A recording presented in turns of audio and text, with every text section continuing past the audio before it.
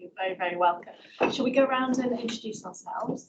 I think I probably know everybody. Actually, I've met them on various meetings and stuff. I've not met yourself before, but yeah, but I think we should be okay. Okay. Well, for the ease, if when people are asking questions for the first half hour or so, if we just say our name and our title. Yeah, great. Thank you. Right. So, apologies. Obviously, Mike's not here, so you stuck with me. Sorry about that one. Chris is on annual leave, so Tim is covering his role, and we've got apologies from Karen Deany, Adrian Leather, Hugh Reed, Ben Woodward. Phil Woodward is sponsoring this as well. And we've got Louise. Welcome, Louise. Any declarations of conflicts of interest? No? Okay. So we'll move on to the meeting of the minutes of the meeting the 27th of July. Can we approve those? Does anybody have any comments from Sarah? I don't know if it's the same as Jane's actually. Yeah, on page 25, on item 2283I1, the action 5 is, well, the comment was we would discuss this at the people committee, but actually I'm not on the people committee, so actually I think what we agreed was, and this is what we've done, is discuss it outside the meeting and seek assurance by a people committee. That makes sense. And if that could be updated in the minute. I've just got two things. So I've gone by line, not action. So page 21, it says that I was going to present an update about fractured neck and femur to quality committee. It's actually the care group will present that. And then on page 25, it says regional officer, but it's responsible officer. So just okay, so we'll pick those up. I'm not seeing any hands from the screen. No. So we're happy to approve those as an accurate reflection of the meeting. Yep. Thank you. Okay, so next on to the action sheet and matters arising. Paul, do you want to? Yeah, thanks. I'll pick that up. So a number of items have been listed today, which we have items listed on the agenda. One of the issues that was picked up was not meeting criteria to resign, and all that will feature a number of discussions today. One item which was due for this meeting, which has been put back to your September meeting, is the Trust Register and Risk Management Report, which Richard and colleagues are still working on, and once it's been through due process, will come to the board in September. Thank you, Paul. Anybody have any comments or anything on that?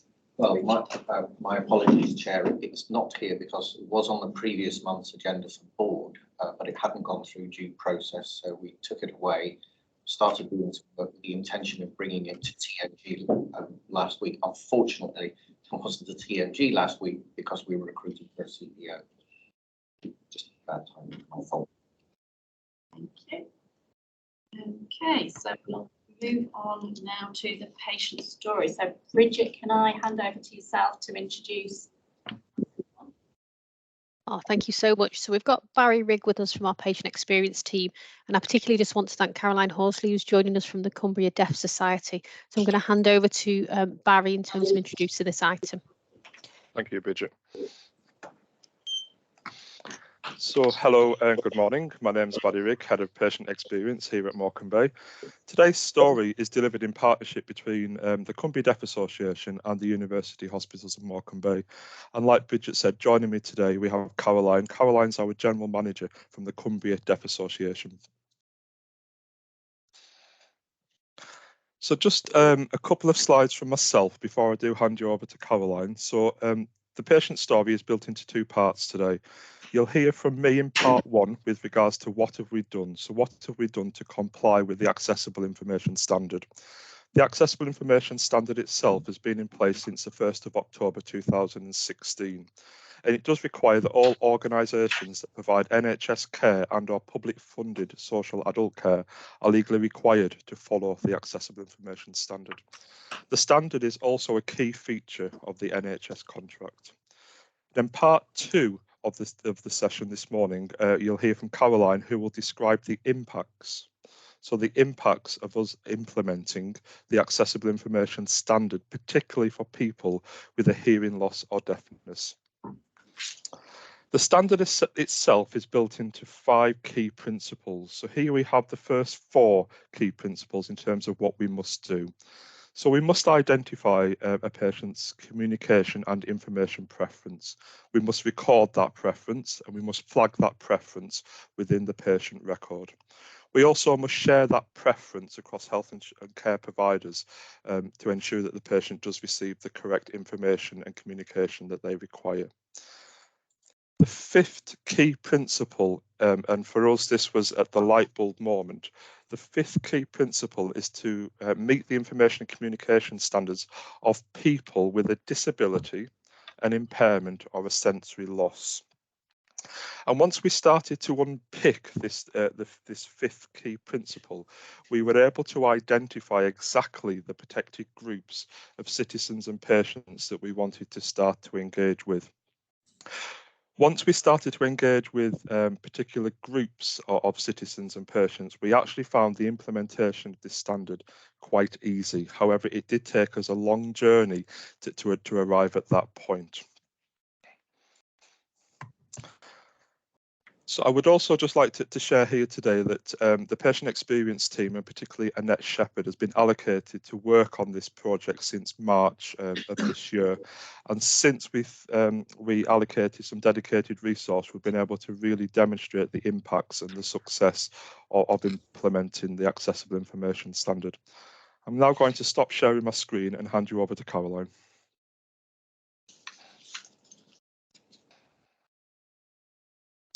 Good morning, everyone. And thank you to Barry and the rest of you, lots of you this morning, for inviting me to come and join you and just share some of the good news and some of not so good news. It can't be all good on a Wednesday morning, can it? And the big thing that you need to celebrate is the work that Barry and Annette have done. That has been fantastic. In the 2 years that I've been with Cumbria Deaf, the step change has been enormous. The results that are coming from the feedback we get from our users is that they are actually being listened to and that people are aware of the need to have sign language interpreters or communication support workers with them at their appointments.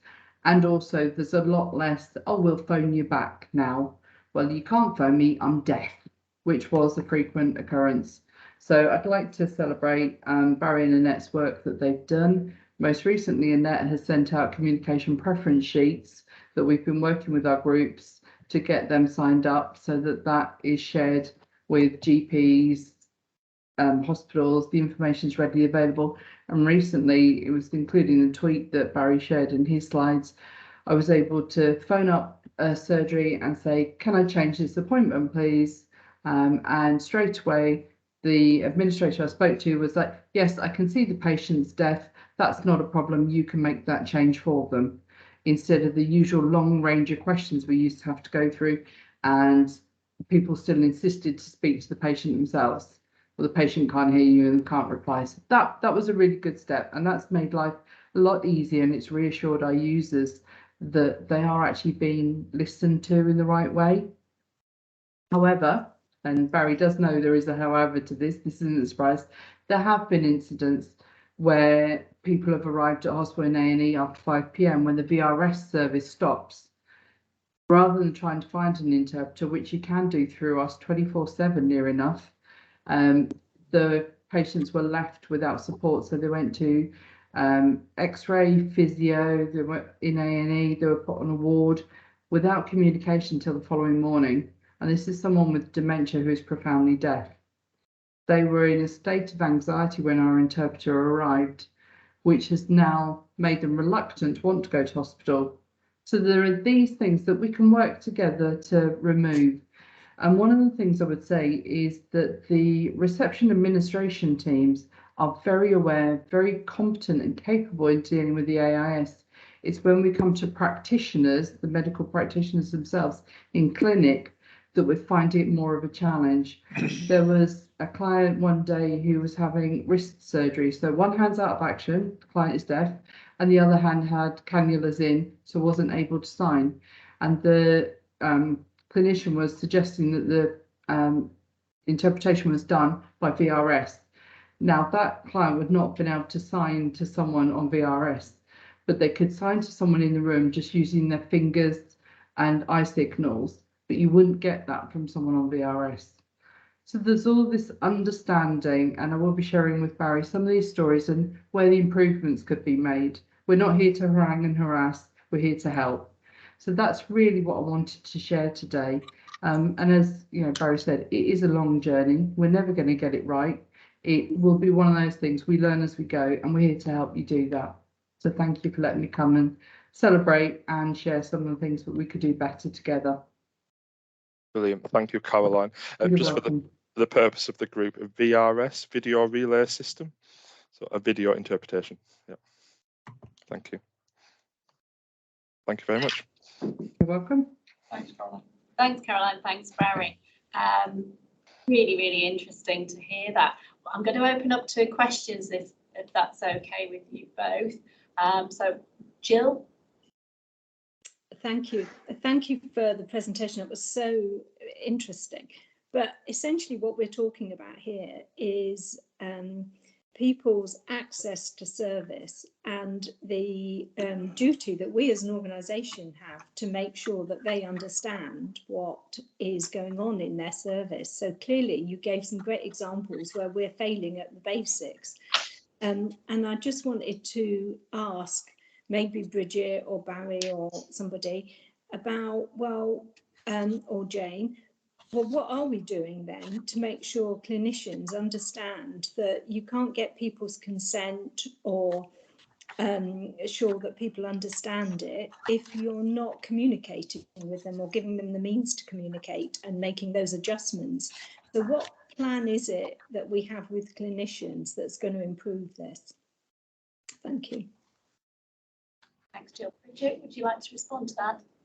I will, and I will hand over to Barry around that. But my point was, so I think it's good that we've made some progress, but we have to get it right every time, which touches on Jill's point. And I think for mine and the rest of the board, I think what will be really useful is through the patient stories, having an update then of, you've described the collective journey about some of the work that we've done well, but we now need assurance around this piece of work in terms of how we get that right every time and the actions that are being taken, and then being able to come back and present so that we're on that continual improvement journey. I think that is really important to hold that mirror up. So I think it's been a really useful story from that point of view. Barry, is there anything in terms of, obviously I know you've got a lot of plans in place around this, but is there anything specific you want to advise the board just in terms of what we could expect in terms of the work to be done, and then when seems reasonable to come back? So with regards to the work to be done, the patient experience team are monitoring this work through. So I probably will need to take some advice from the patient experience group in terms of when they would like to bring back here some of those successes. But I just wanted to maybe just to talk through a couple of the points that we have in place now to support staff. So we have an accessible information training video. It's been soft launched in the organisation, so we need to now push that into the organisation to all clinical staff particularly. We probably need to spend some time, well, we've got some scheduled time with the Lorenzo training team to implement accessible information and the importance of when a colleague undertakes their Lorenzo training. So we're getting that from the very first point of a colleague working with the electronic patient record system. We're measuring success by the number of people who have a recorded preference, but that doesn't give us the assurance that those preferences are being met. So I think it's back to the accessible information standard in terms of identifying, recording, flagging and sharing, and the importance of that, and some work with our clinicians to understand that importance. Thanks, Barry. Aaron? Thanks, Liz, and thanks, Caroline, for that update. It's good to hear when we get things right and it's going well. It's equally good to hear where there's gaps and knowing that we can do something about it, and there's a commitment from us to make sure that we work with you to close those gaps as best we can. So I've got so the reflections I generally get if I'm contacted by patients is that if we started from scratch, we wouldn't have designed a service like this. You know, it's really difficult for us to engage now because the service has been here long standing and we're trying to make tweaks to something that doesn't really work for everyone. But as NHS, we don't often get the opportunity to kind of start again and rebuild the service. Now, for University Hospitals Morecambe Bay, we're just kind of part way through our journey on refreshing and looking again at our clinical strategy, which is going to include lots of potential service change for clinical services. So I'm going to ask Jane, as the executive lead for the clinical strategy, to make sure that as we develop not only the proposals, but the delivery of those proposals, that we engage through Barry's team to make sure that we've got end users, patients with all needs contributing to what good would look like for them, to see if we can hard bake some of the improvements into our strategic design work, because I think that's probably the best way of doing it than doing something we've always done and then trying to fix it after when we know it doesn't work properly. So we'll pick that up. Thanks, Aaron. Caroline? Caroline, sorry, you're on mute. Sorry, I was too busy taking my hand down. One of the things is I'm hard of hearing. I'm deaf in my right ear. I'm hard of hearing in my left. I have to lip read. So I'm trying to follow this meeting on the captions. Now, it's hysterical seeing some of the comments that are coming on the captions, but I'm missing about 60% of what is said. So I get the gist of you want feedback, and that's great, and we'll help you what we can. But when you do these meetings, please can you think about people like myself who are deaf, hard of hearing. Really good feedback, Caroline. Thank you. Caroline. We'll do that. It's just a case in point of what we're talking about, is that, you know, like I say, we've always done it this way, so why do we need to do it differently? Well, actually, you've got someone who does need assistance to access what you're talking about properly. Thanks, Caroline. Not a problem. I shall leave you in peace. Thank you very much for allowing me to join you this morning. Thanks. Thank you. So yeah, so Barry's already involved in clinical strategy in order to get that wider engagement of all different service users. I was just going to come back to where we talked about TMS and Lorenzo training.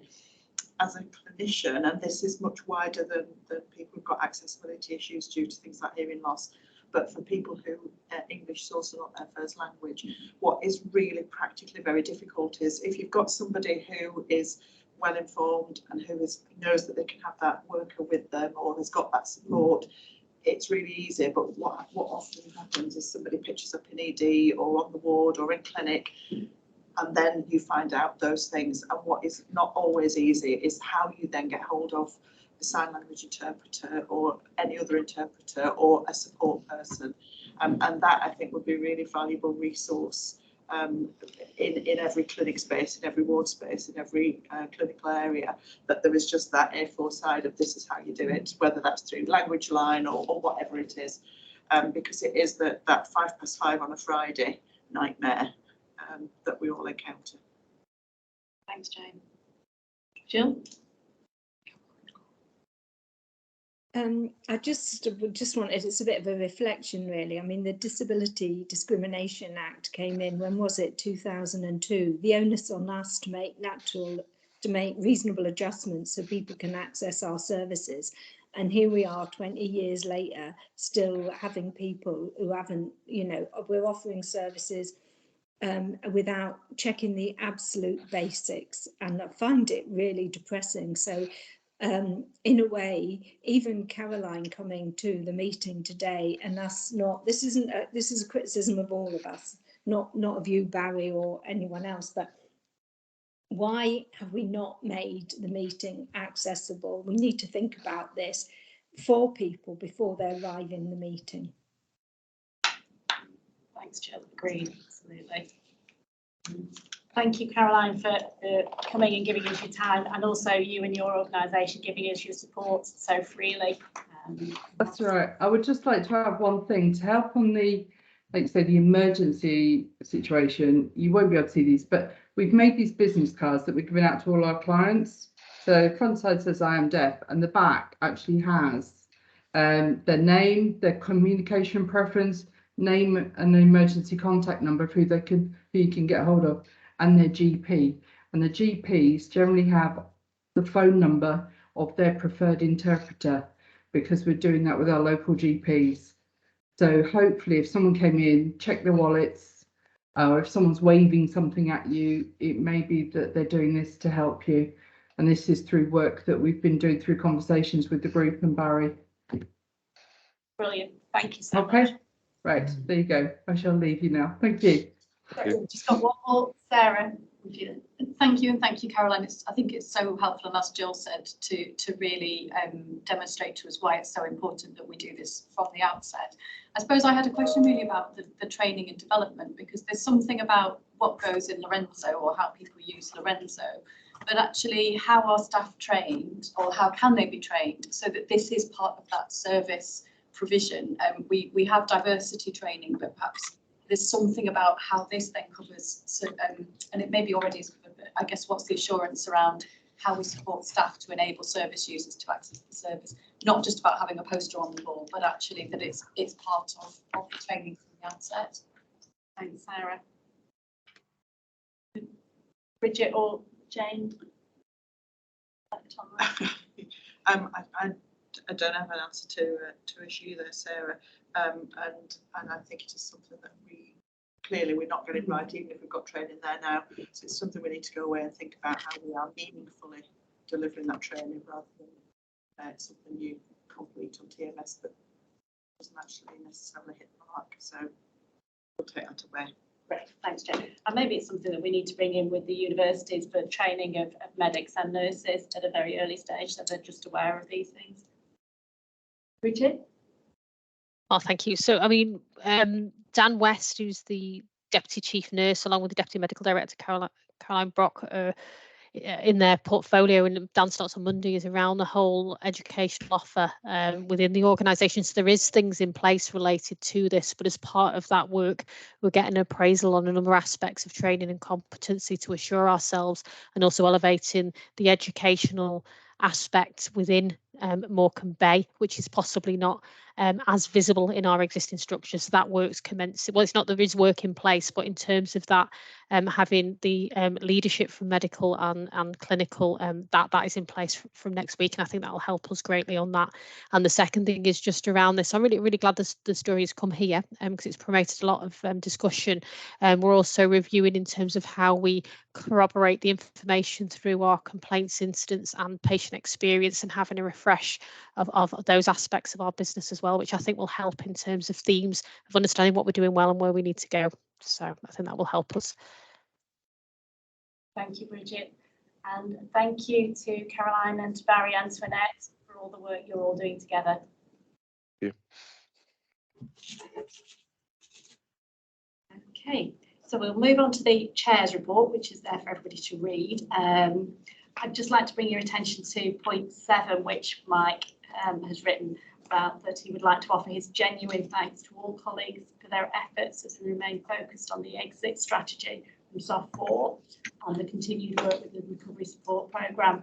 And he states that our aim is to reach SOF 2 and above as we continue the journey to become a good and outstanding trust. And does anybody have any questions about the report? Thank you. So we'll move on to Aaron's report, please. Thank you, Chair. So as I generally do, I'll just talk at 3 levels of an update over the last 4 weeks, a kind of national, what's happening locally in our region, and then where the focus of the trust has been. I will just recognise a couple of things though. In August, a lot of organisations of our size and type in the NHS don't have August boards. That's to allow for annual leave and kind of breaks, but we've decided as a board that we will continue to do kind of 12 monthly meetings to keep our eye on the progress and momentum, particularly around our performance, quality and safety improvement, financial improvement and the recovery support programme. So I was actually off for a week in August, so it's actually a 3-week update for me as I took a summer break with the family.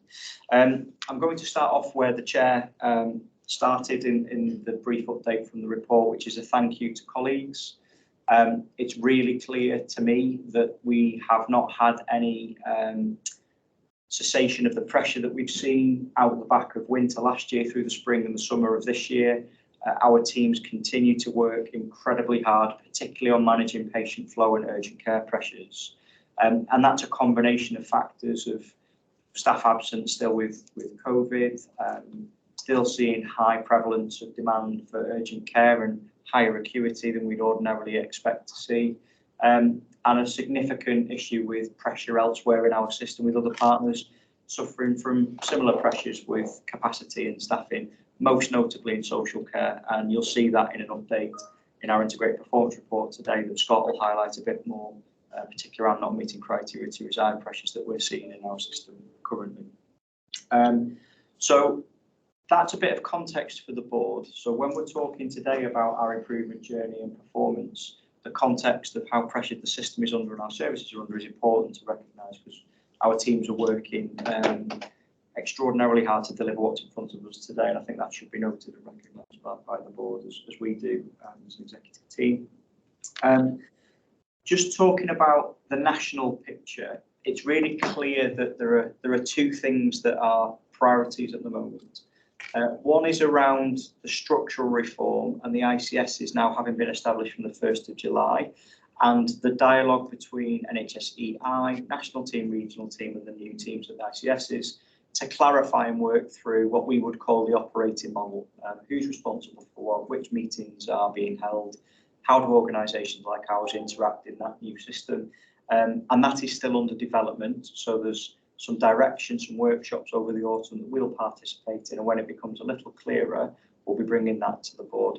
In the interim, the really good relationships we've built here in the Bay and in our system, we are using those good relationships to work through any complexities or issues of roles and responsibilities. So I'll just highlight that to board, that's likely to feature as a dialogue through the autumn. The other area of focus nationally that's featuring regionally is that real strong drumbeat of elective recovery improvement, urgent care and winter planning, and financial improvement. It's very clear that our strategy this year, the core deliverables, we've really simplified alongside those same themes, and that's what's driving resources, priorities and focus. So that has felt connected to the national message. We have had issues now, some winter plan, hesitate to use the word guidance, some direction of what NHSE are expecting to see in our winter preparations. There are 6 key actions. Scott's our executive lead for that, and obviously we'll say a bit more about that over the course of this meeting and subsequent meetings head into that winter period. So that's some clear kind of messaging from the national picture currently. More locally in our system, a couple of updates. So I updated a board last month. We met on the same day essentially as the ICS's first formal public board. So the ICS ratified its terms of reference, appointed its executive team and non-executive team, has started to build its priorities around that population health improvement, responsibility for health and social care integration, and we are playing our full part in the early dialogue with the ICS about how that will develop. But I did update previously that there was some decisions made at that board around setting up the new places. For us in Morecambe Bay, there are going to be 2 places that we play into, Lancashire as a place and what we would call South Cumbria, but the West London Furnace, South Cumbria area as a place. The 2 place-based directors that have been appointed by the ICS are Jane Scattergood for South Lakes and Louise Taylor for Lancashire. And those 2 colleagues will start formally in their roles later in the autumn.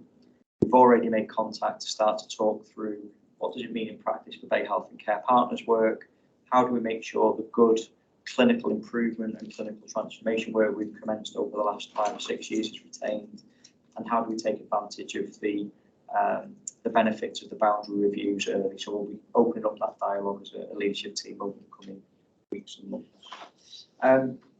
And then just to note a couple of bits of business that the board needs to be aware of. So our work within the Provider Collaborative Board, we've updated each month about the progress we're making either on mutual aid or elective recovery support, or the Pathology Collaborative, or some of the work we've been doing on capital investment, support, capacity improvement. Just a quick update, the Pathology Collaborative Board that's currently led as the Managing Director by Mark Hindle. Mark has signalled his intention to retire at the end of January 23, so we'll leave with our love and best wishes and thanks for all the hard work he's done. Professor Anthony Rowbottom's going to stand in for a period of transition, and we will be looking to recruit to a new Managing Director in that space. We're awaiting through the autumn for revised proposals for the clinical model that are going to come out of the refined work we were doing to regroup with clinical and operational teams through the summer. So I'm looking forward to seeing what proposals come up with consider those as a board. And one more bit of business that the chair might not have updated in his report, but just to let the board know more formally that Professor Thomas has now been appointed as the chair of the Provider Collaborative Board. That was due to David Flory as the outgoing chair standing down, given that the ICS has now been more formally ratified and couldn't chair both entities. So that's great for Professor Thomas. It's good for us as a trust. And I know Mike's going to be working with colleagues in the board about the future direction our board will obviously participate in those. More locally, I'm going to update on some leadership appointments, and then I'm going to say a little bit about the CQC and our improvement work. Liz, thank you. You've already welcomed Bev Edgar as the interim CPO to the board. Thank you. Bev's going to be playing an interim role in this for us for between 3 and 6 months. We are partway through the recruitment process for our permanent Chief People Officer, and I'm hopeful to make an announcement later this week as to the outcome of that process. We've also most recently appointed an Assistant Director for the Recovery Support Programme, Becky Higgs, who's now recently joined us from the ICS. And we've also completed our appointment process for the new Director of Estates and Facilities. That's a gentleman called Dave Sanderson, who works in the Yorkshire region currently and will join us later in the year. So just an update on key leadership appointments. Just my final update, Chair, is a connected update on our recovery support programme and our continuous improvement work. And I'm really pleased that the Chair has recognised in his report our shared commitment and ambition that this piece of work is not an action log driven, satisfying a criteria and exit success piece of work. It's the precursor and building blocks to a continuous improvement approach that's going to see us move from SOF 4, SOF 3 to SOF 2 and beyond.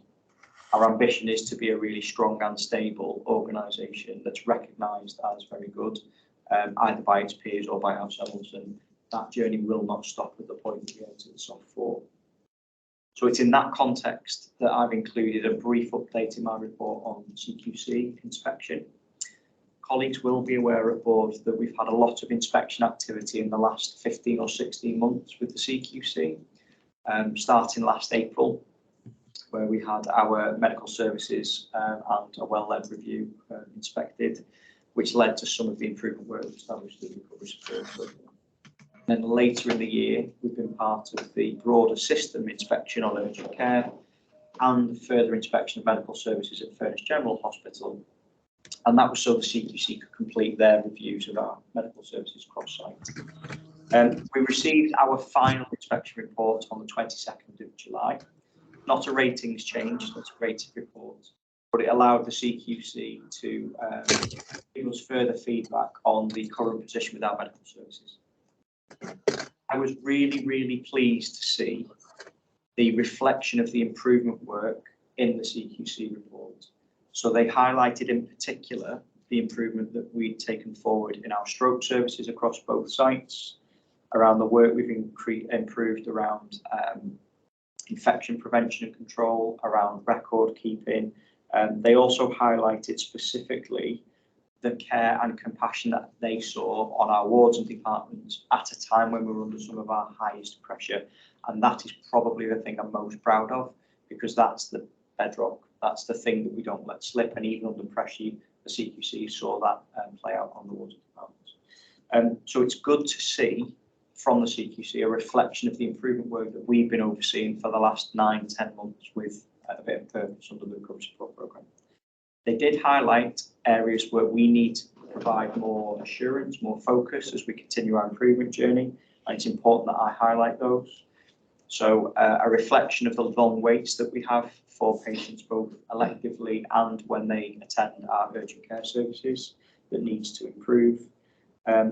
Some improvement required in our pharmacy support and medicines management. And we've taken a business case through the trust management group and cited the board on our improvement work in that area.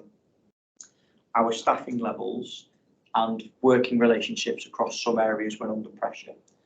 And that is again within our urgent care infrastructure with A&E and some of the wards, and it can create tension, particularly with admissions and support.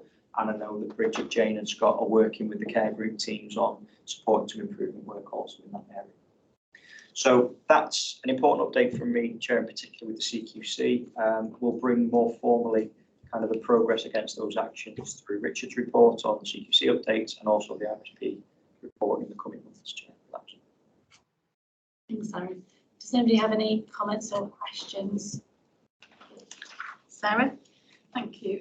Thanks for that, Aaron. That's really helpful. I had a question really about the development of the place-based partnerships and the system working, and what the timeline is for that really, because it struck me reading both your report and the Chair's report that at the moment the Trust is having to put energy into both what the system looks like and what that looks like, and then also into how we maintain cross-bay working, because that's where the geographical footprint of the Trust is.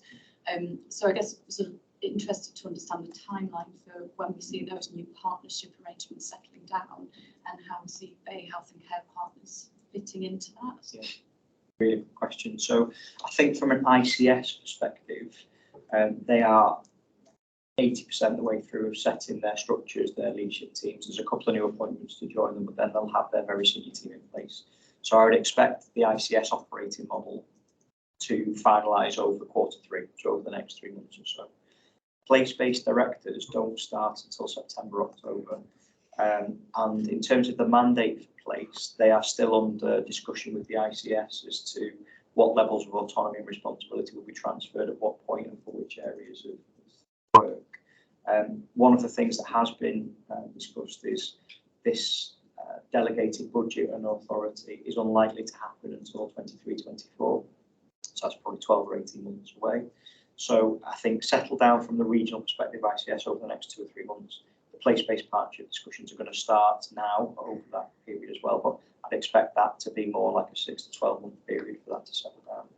In the interim, it's very clear that the work of the Bay Health Care Partners will continue because our teams are interacting and working with the primary care community in that space. We have our first meeting with both of the place-based directors. Kevin Lavery is the Chief Executive of the ICS on the 14th of September in 2 weeks to start to talk about mandate and operating model for the Bay and the role of the partnership. So in the next 2 board cycles, I'll be able to include a bit more in my update. Thanks, Aaron. Just one question. Oh, I was a bit confused then. Steve seemed to be doing somersaults on the screen. Are we all steady there now, Steve? Yep. Yeah, one from me.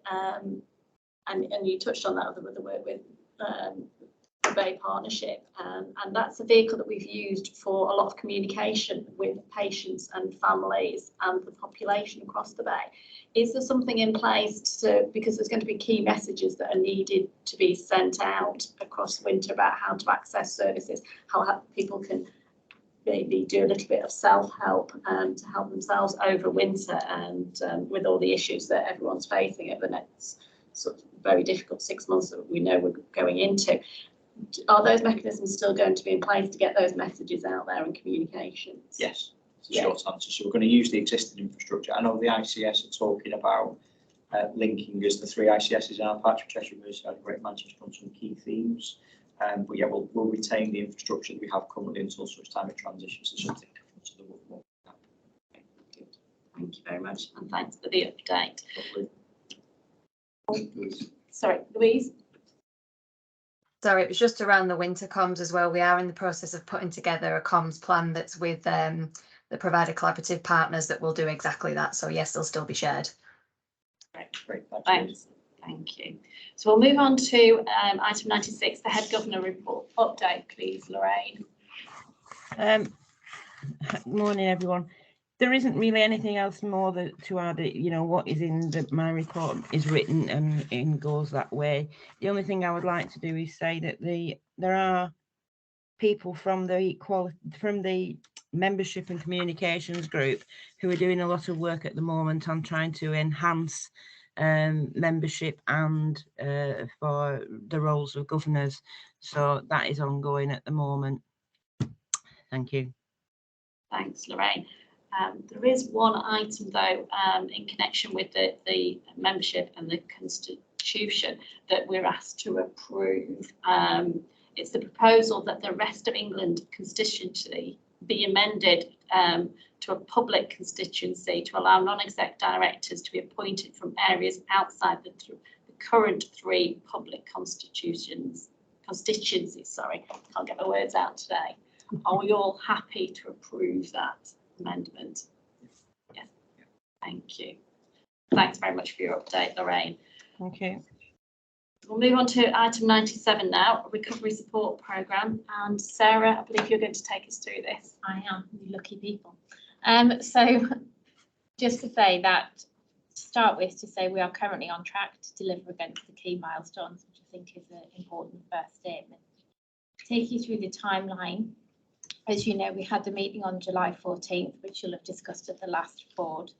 We're still awaiting the official letter from that, but in the interim, we've been working with NHSE colleagues regionally and our NHS Improvement Director to understand what the likely expectations are and what the likely content of that is, so we can get ahead of the game and start planning and be in advance of what they're going to be expecting us. We're expecting another formal national meeting in December or January. We've already started our preparations for that. So essentially what we're doing is mapping to say, what would we want to be able to tell them in December? And what's the gap between where we are now and then? And we're trying to do that. And we're then doing the same with the further national meeting, which will occur in Q1 of 23-24, which we are hoping will be our exit meeting to understand what evidence and information we need to provide for them. There's a couple of things that I think it's important to sort of make the board aware of. Mssp will likely still be in place. So that's the maternity programme, will still likely be in place. However, the expectation is we will have shifted to the sustainability phase of that programme. So as part of that programme, they will require 6 months of monitoring us once we move into the sustainability phase.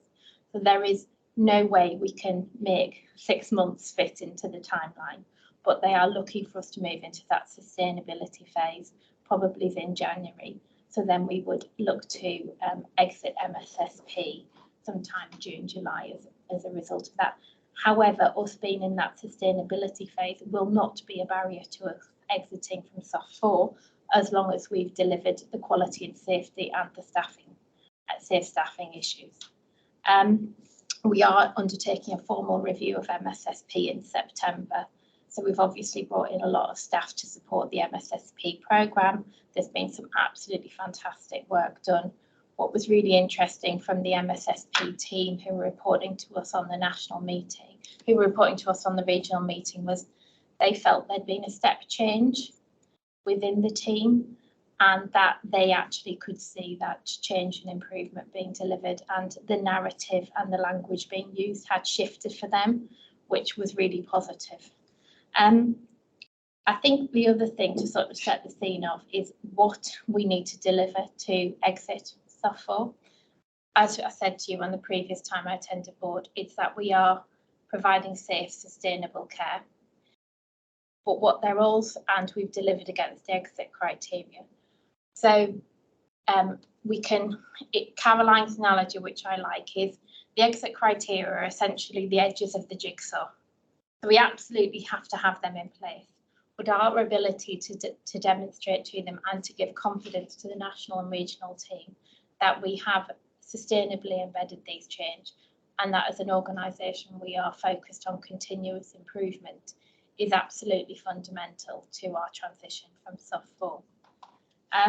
So, as you know, one of the things we have been looking at is what are the key enablers of building this confidence. So it's what are the key enablers for me to be able to come to you as a board and say, I am providing you with assurance that we are providing safe care to our patients. So we've got the performance and accountability framework, which is part of our business as usual and will continue to be. We've got the quality governance accountability framework. So that sits at 2 levels within the organisation. There's the care group levels and below, and then there's the board and the sub-board meetings. That will be in place by the 1st of September. So what that will allow us to do is to have several run-throughs of that, because it's obviously done on a monthly cycle, to see how that works. And we're delivering that on a PDSA basis. And we also have an inbuilt quality assurance process within that. So members of the RSP team, some of my clinical executive colleagues, Richard, and some of the national NHS England team are going to go in and do some quality assurance review of the minutes. Are the minutes of the quality we want? Do they contain the data that allows us to provide assurance? Is the data correct, and are we able to triangulate the evidence for that, so that we are confident the assurance we are providing to board is based in fact. And the other thing that's important from that aspect is that we're moving to, and I know I'm not allowed to use abbreviations, but PSEF, which is the National Patient Safety Incident Response Framework. So that's a real step shift in terms of how we investigate incidents, which is a step away from more of a blame and who is to blame, to actually understanding how the incidents happened, and a much more compassionate and meaningful engagement with the people involved in those incidents. So that helps to support us becoming a learning organisation moving forward. The other key enabler of all of this, of course, is the integrated performance report, which Chris normally comes and talks about. And as Aaron has already alluded to, the clinical strategy. So it's really clear that that clinical strategy will pull together multiple strands from across RSP and other improvement work to allow us to sustainably deliver improvement moving forward.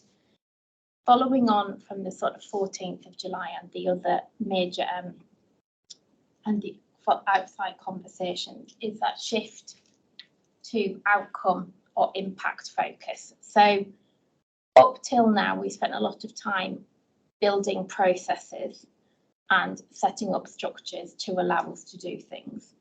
What we now need to do is to be able to articulate the impact that that is having for our staff, for our patients. So I will steal Scott's example because I think it's a really easy one to understand, which is we would have reported this month that we built, in fact we have reported this month, that we have 10 urgent treatment centre beds, which is great news.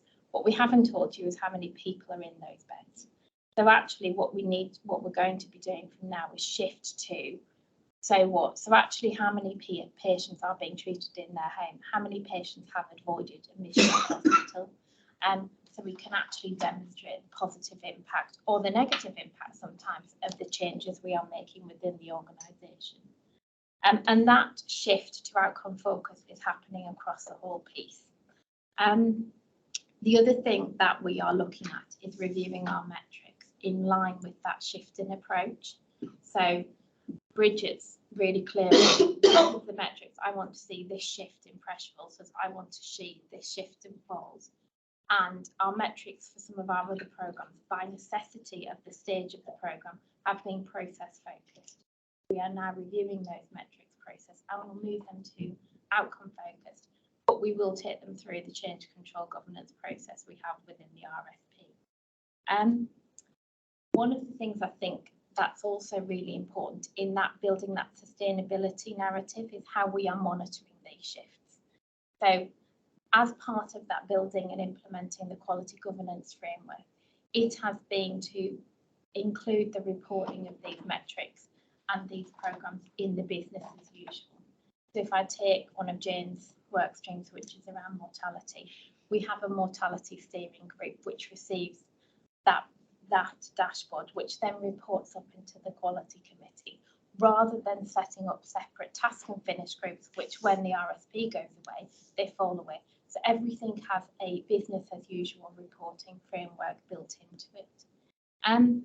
The other thing that I think Aaron articulated earlier was around that increased requirements for pace, whilst maintaining our ability to continue to deliver the operational requirements of the organisation.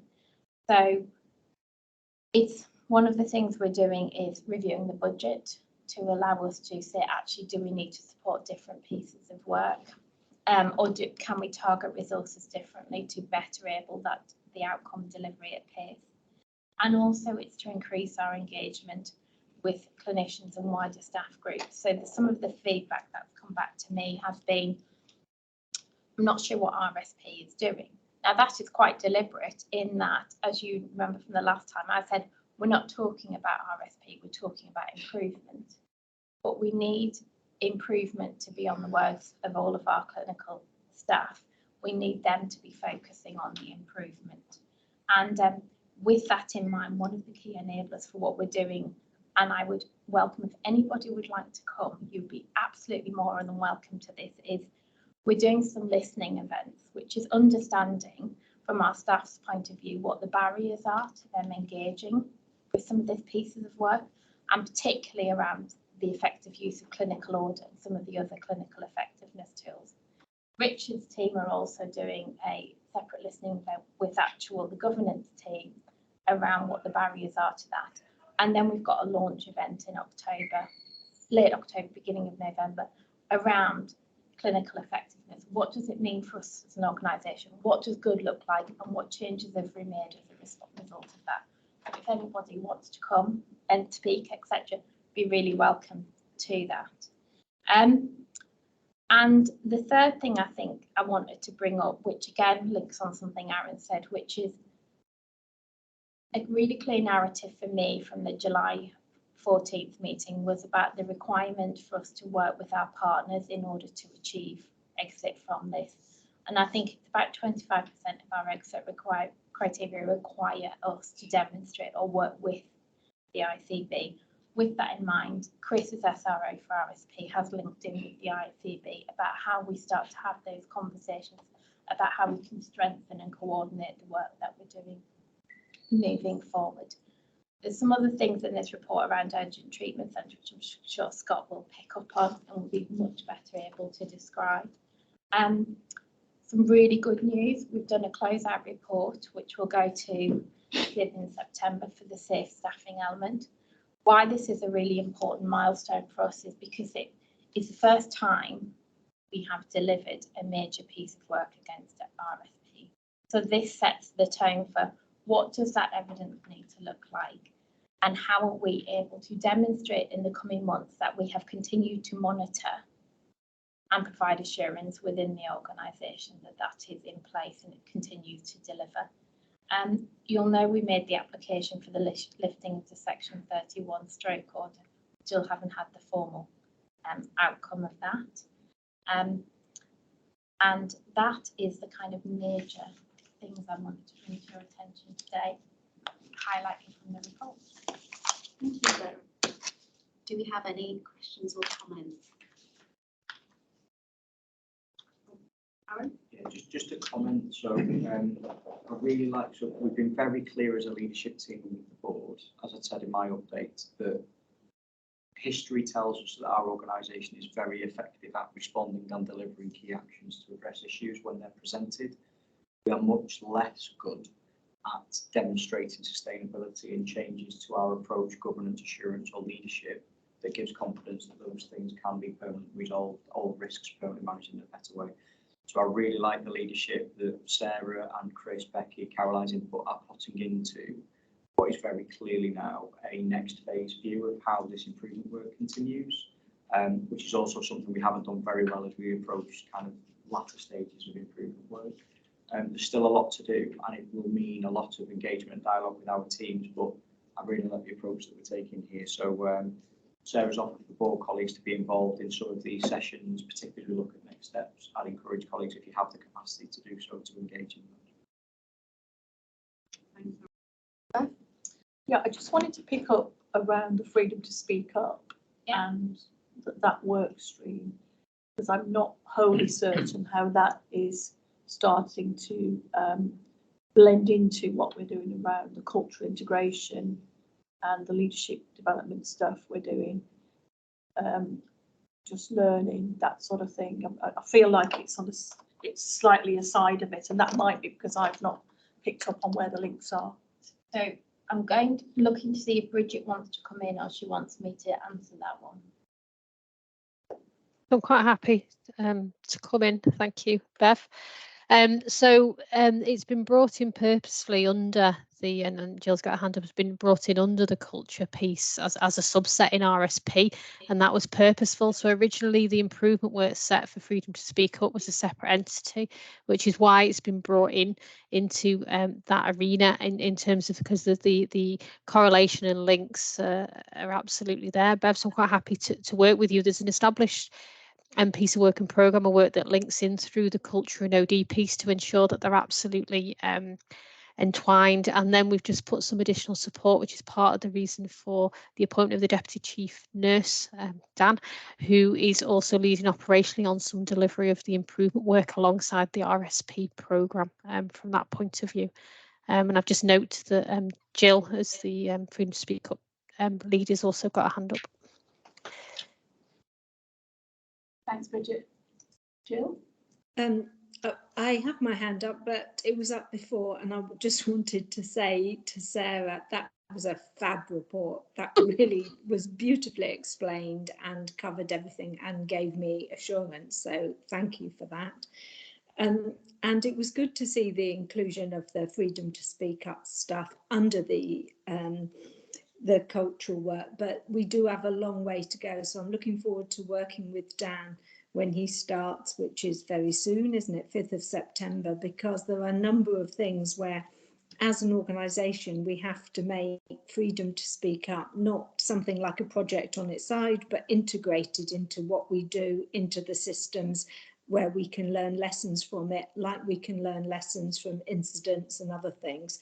And I know that Dan, when he starts, will really help us tackle this. But it's good to see that it's within this programme because it is central to what we do. Thanks, Jill.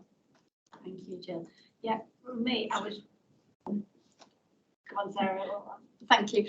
Well, first, I'd definitely like to echo Jill's comment. That was a really helpful update. So thank you, Sarah. And I think particularly that emphasis on the shift in focus. I think necessarily it's been on programme management and development and getting all of the milestones in place, but actually starting to shift towards outcomes is really helpful. And the example of the beds actually is really useful, I think. And again, not just how many people are in the beds, but actually the effectiveness of the care and the patient outcomes. So I really just wanted to speak in support of that. So we look forward to receiving assurance via those routes. I think that'd be really helpful. Thank you.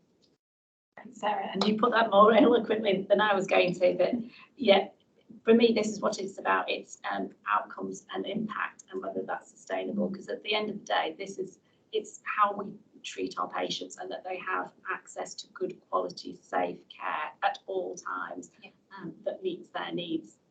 Every day from now and till whenever. So yeah, we really need to get to that focus now. So thank you very much. And I'd be delighted to attend some of your listening events. Excellent. So yeah, if you could send me a list and I'll put some time in the diary. Thank you. Do you have any other comments or questions for that? No? So thank you very much for the report. Thank you.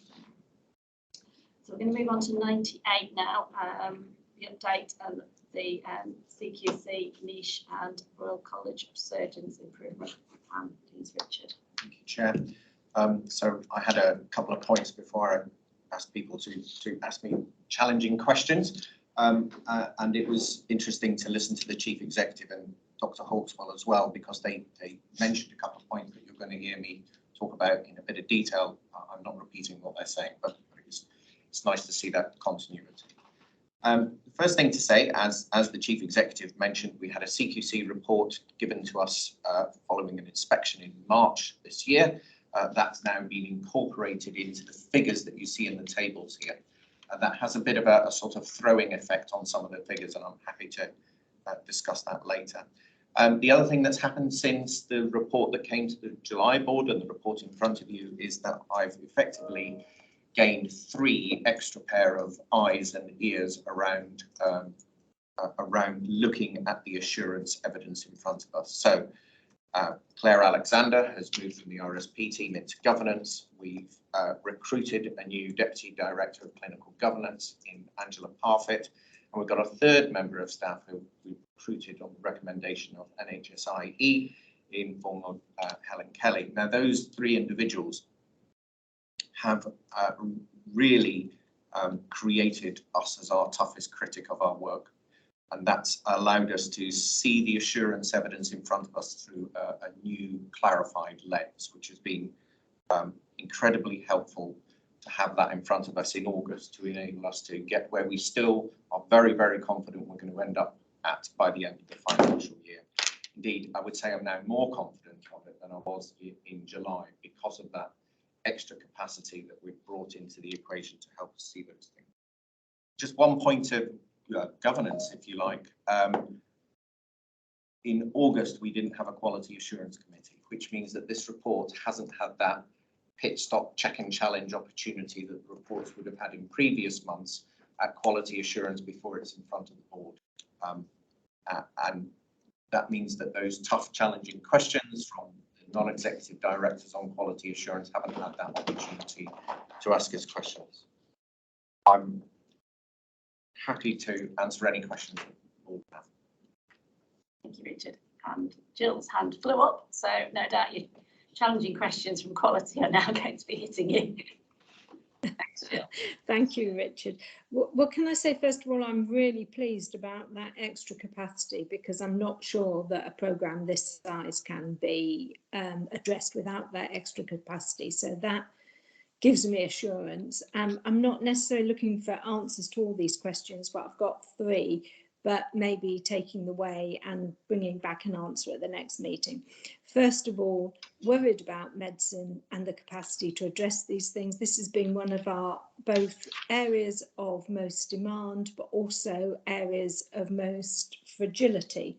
So what assurance can we get from the board that there will be mitigations in place to allow medicine to be supported on delivering some of this? If I give you all 3 questions, you can comment at the end.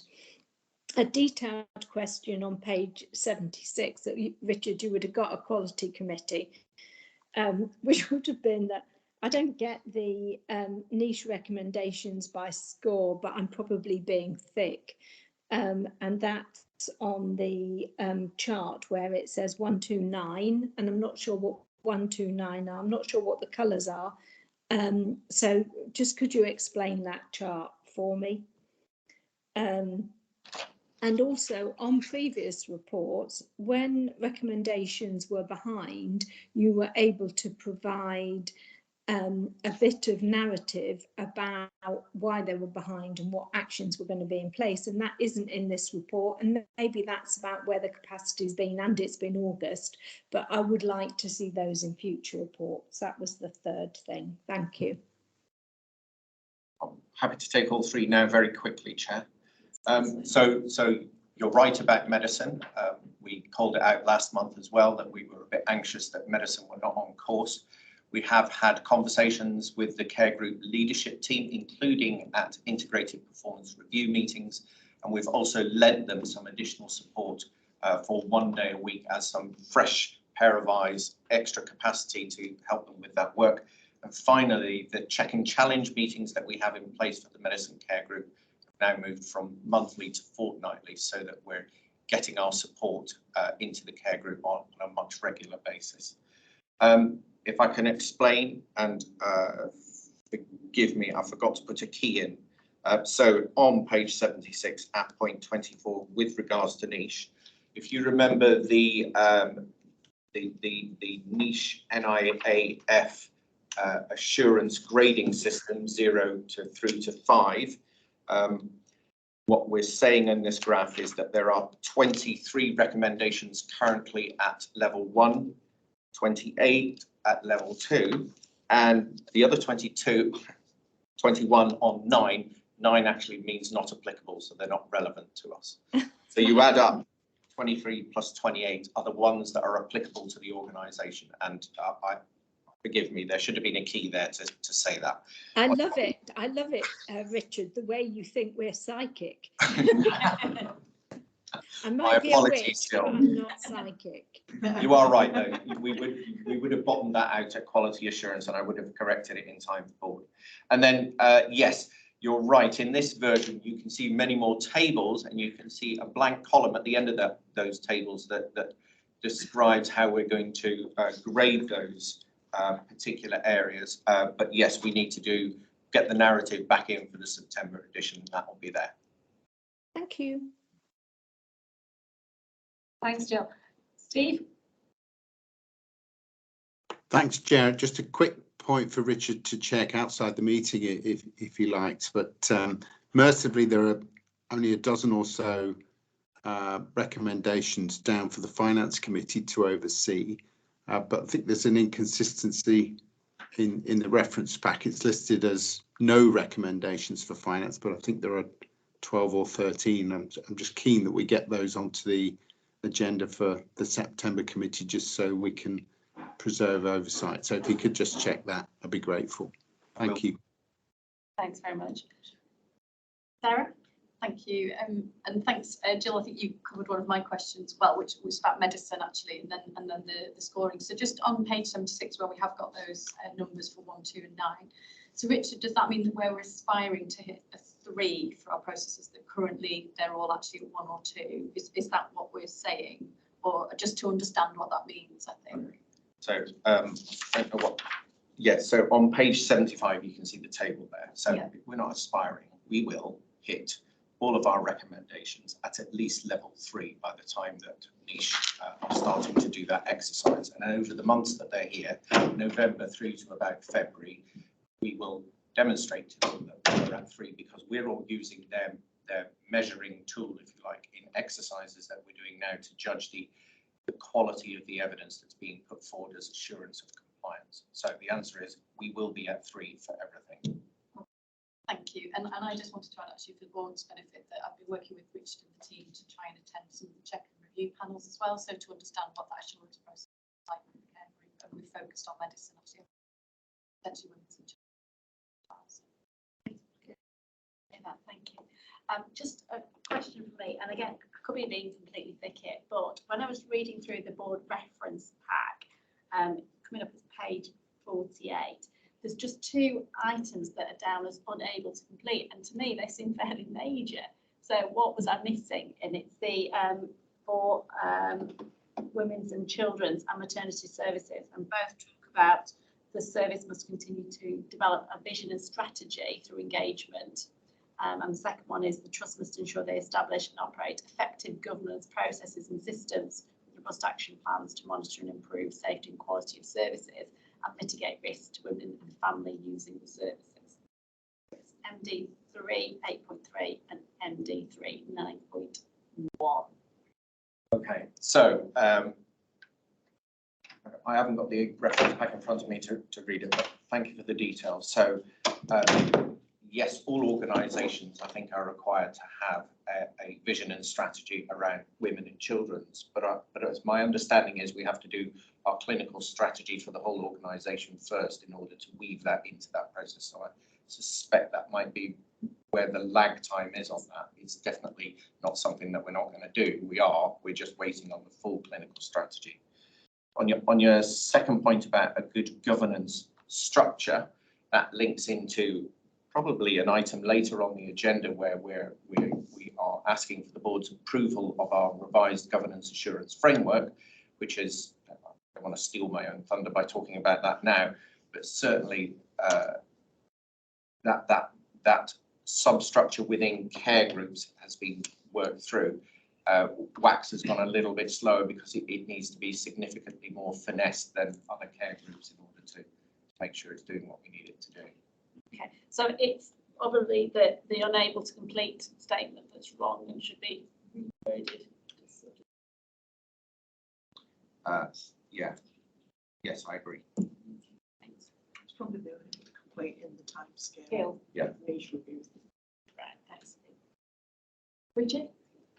Oh, thank you. Yes, so just for clarity to join the dots. So the Mssp Key Priorities, there's 3, and we pick them up in the next report, amongst other things in our maternity. So we manage it there. So one of them is the clinical strategy for maternity, the second is governance, and the third was leadership. So that's monitored through that process in our RSP. There's definitely a number of pieces of work that have been done, including the full review of governance and also the commencement of the work of the clinical strategy maternity as part of the clinical strategy, which was just about 3 or 4 weeks ago. So I think it just needs to be amended to reflect the work that's been undertaken.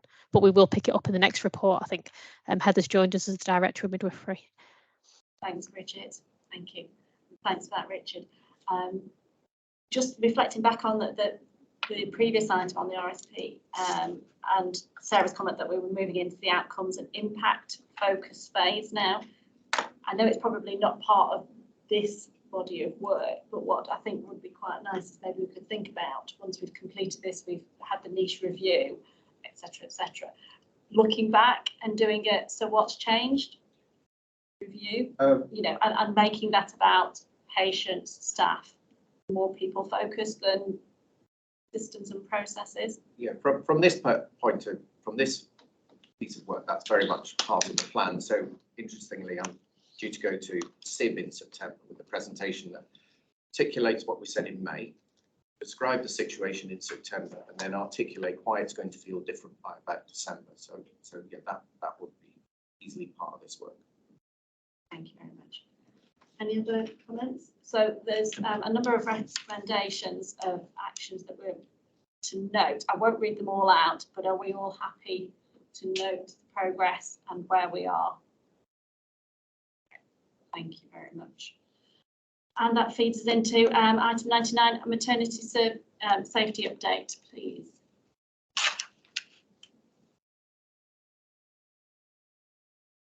Thank you, Chair. Oh, yeah. Thanks, Heather.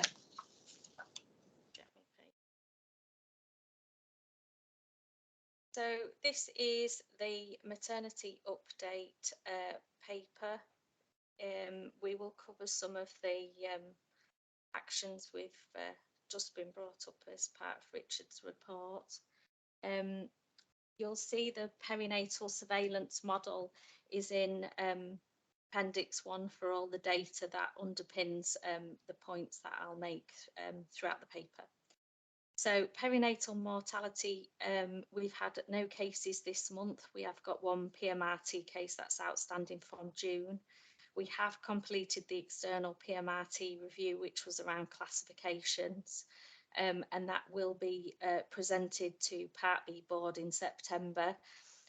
Last board meeting, I did articulate that that would go to quality committee, but because of the way the paper's written in terms of a summary of each clinical case, and that would potentially be patient identifiable, so it will go to Part B board first. HSIB, we've got no new cases for July. There's just one ongoing HSIB case at the moment. We have seen a further increase in the number of incidents graded moderate and above harm. This is in response to our targeted work to improve the grading and reporting of harm, assessing the harm that's occurred, not the harm that's caused, as in gaps in care. And this is in alignment with the CQC Regulation 20. We've had one site reportable incident in the month, which was reported within the 72-hour time frame.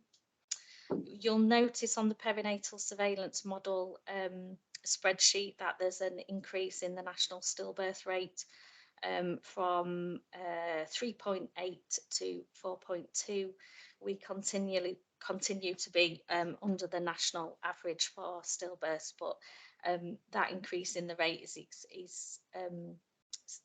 suspected to be due to COVID and accessing care, etc. But that will be monitored by Embrace National Reporting. Training compliance, so exceptions. We have seen an increase in anaesthetic compliance with prompt training from 35.6% to 48%. We have re-escalated the prompt compliance with the surgical care group for action because it is a risk against CNST year 4. We have done a trajectory based on the numbers of anaesthetics that are booked on to receive the training, because we do require for the CNST standard 90% compliance by December. and the current compliance, it would mean by December was at 60%.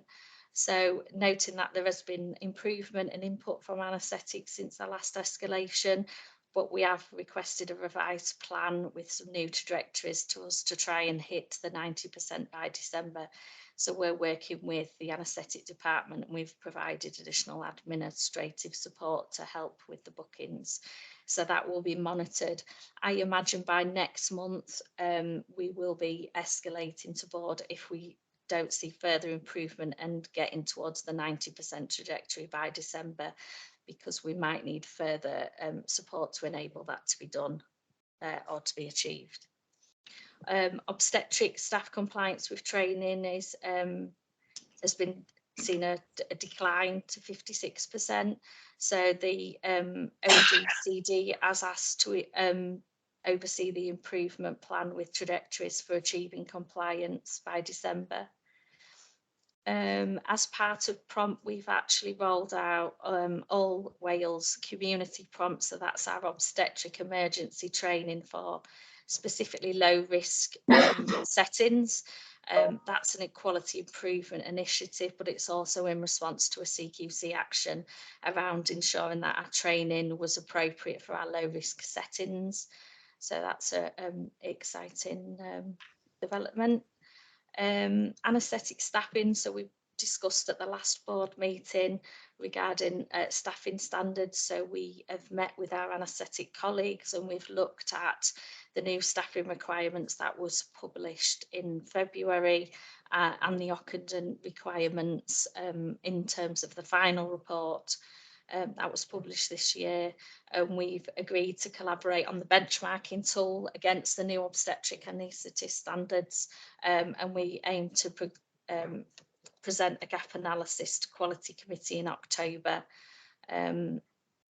around whether there's any gaps. There is some dialogue ongoing on what is defined as a small service, because some of the standards on whether you define yourself as a small service. So we'll do some further work around and challenge around whether we consider ourselves a small service or not. Midwifery staffing fill rates are above 85%. A lot of the roster KPIs we use for maternity staffing don't actually cover community staffing. It's not monitored this way, so there's a further piece of work being done around community caseloads and ensuring our staffing levels are appropriate in the community setting. Our current WACT workforce plan is currently being finalised and going through internal governance processes.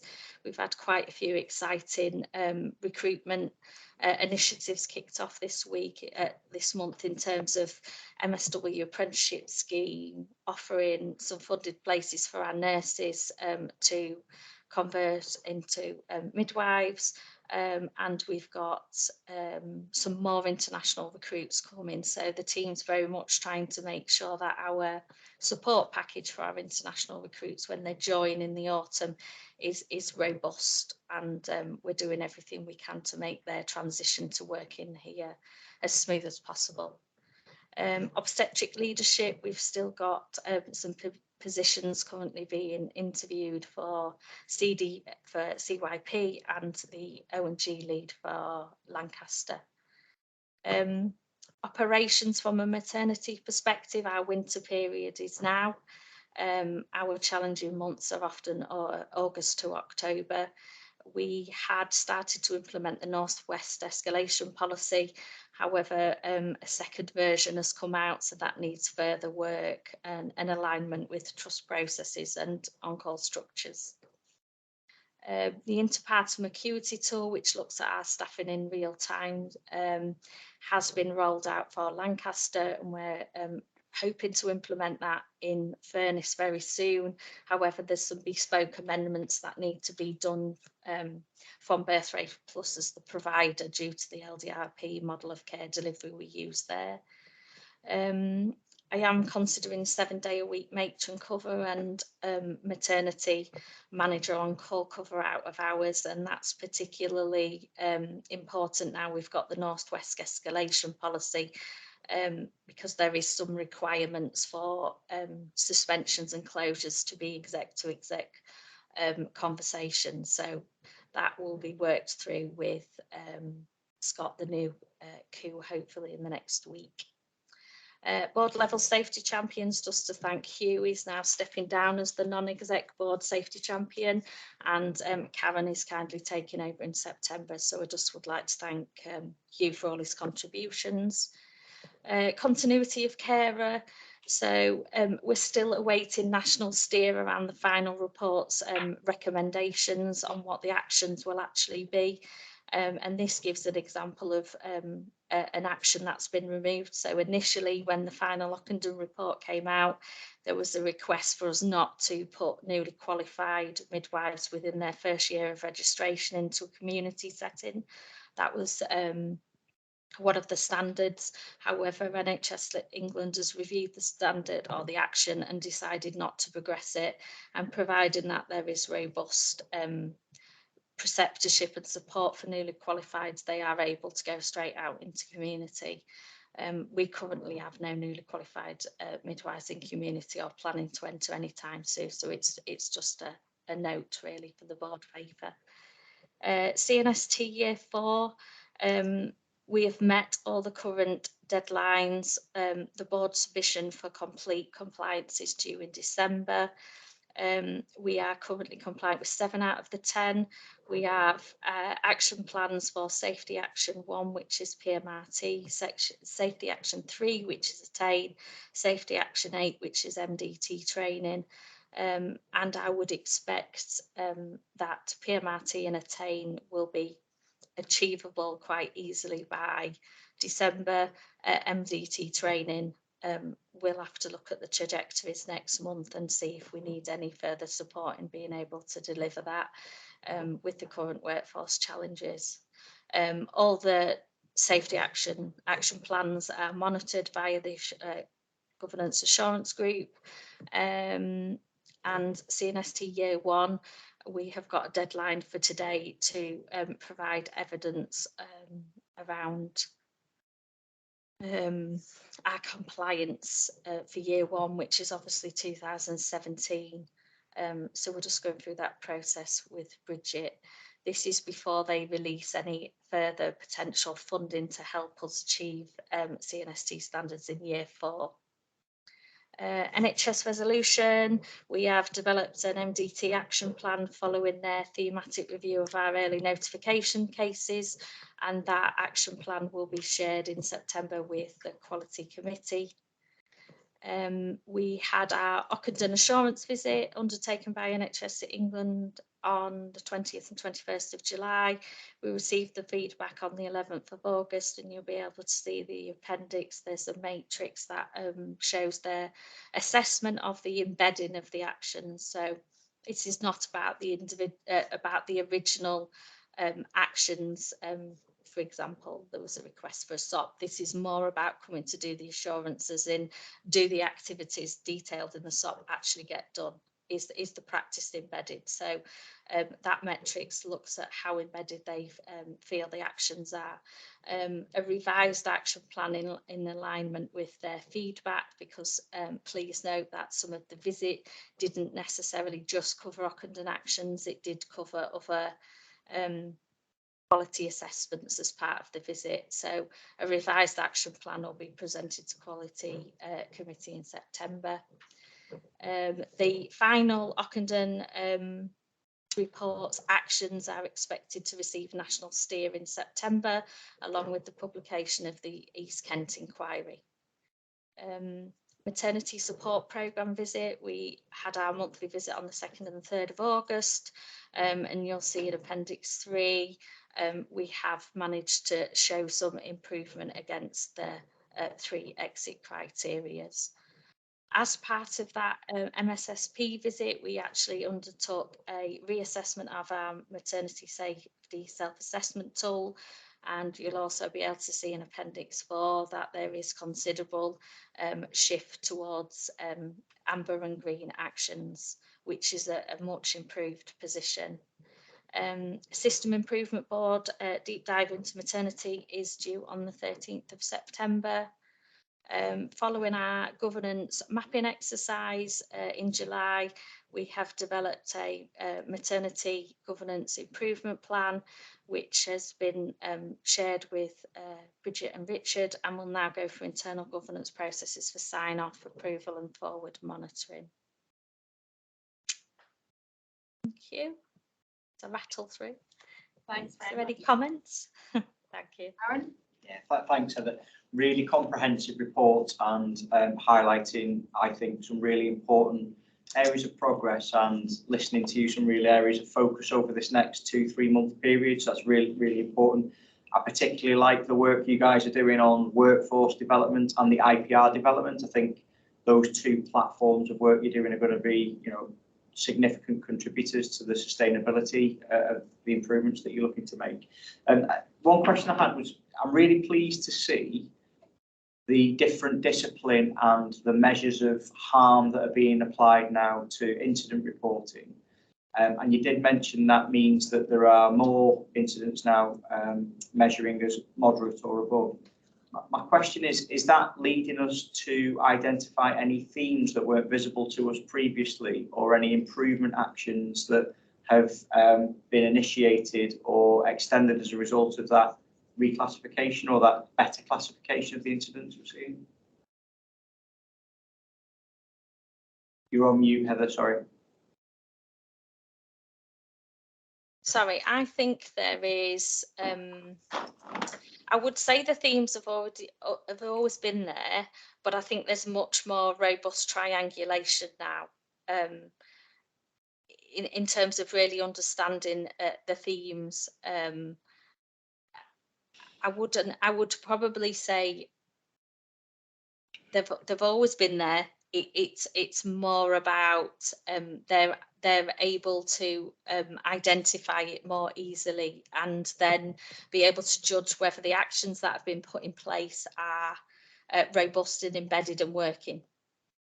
I would say, because what we find in maternity services, you know, if we look at the national HDIB reports and the regional learning and the local learning, they're often very, very similar themes that come up time and time again. So I think it's about being able to go externally as well and find good practice elsewhere and bringing it in, and that triangulation of what's everybody else doing. I think it's really important for Morecambe Bay in terms of that sustainability of improvement and upskilling the staff to be able to know how to look at an incident and then how to put appropriate safety actions in place. Thanks, Heather. Thank you for that. Jill? Thanks, Heather. Can you just tell me whether I understood what you said correctly? Because I thought it was really interesting. And you said that the re-evaluation of harms has been on what harms were actually, what harms occurred, not necessarily on what caused them, because it could be that there's a whole multifactorial reasons that they got caused, i.e. someone used to be a smoker, etc., etc. And this was the harm. It didn't mean that necessarily it was what the intervention of the trust that caused it. So it's looking... Is that correct? So I always try in maternity to use the example of some things that you would consider to be an incident in an acute setting, such as death, you wouldn't rate as a moderate or serious harm unless we'd caused it. From a maternity perspective, a maternal death is nearly always a moderate or severe because it's not expected. So it's not necessarily that the harm is the harm, it's more about not assessing the gap in care. So for example, you could have a maternal death and actually through the process of investigation and raising it as moderate harm, you actually find out that maybe there's a missed identification of domestic violence.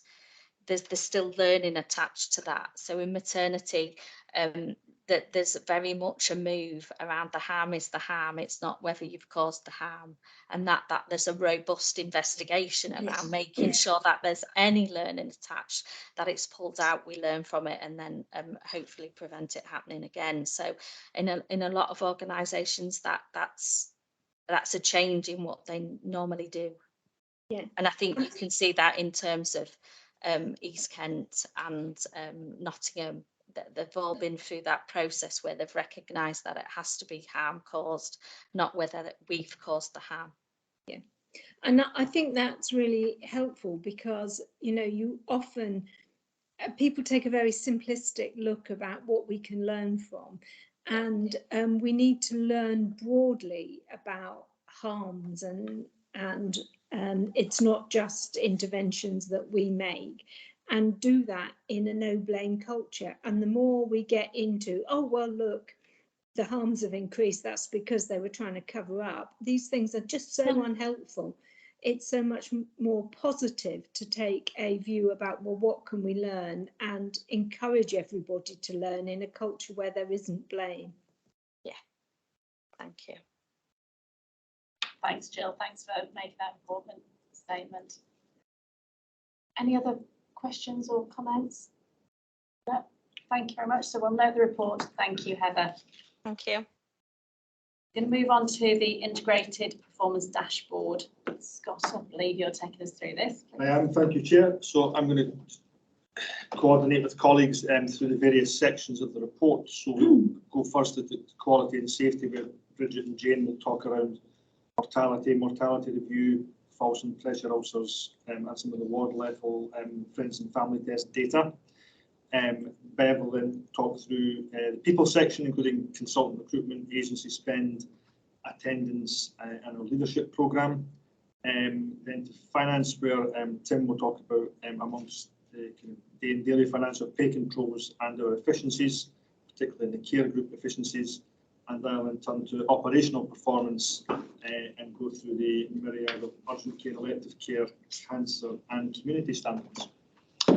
But firstly, passing to Bridget or Jane on the quality and safety section. Oh, thank you, Scott. I'll go first and then hand over to Jane, if that's okay. So we've touched, for the quality and safety section, we've touched on some of this both through the RSP programme update. I think what I wanted to advise and to form to the board, which would have gone to quality and safety committee. So all of the work through fundamentals of care, pressure ulcers and falls is the RSP programme, etc. And the works of improvement is in place.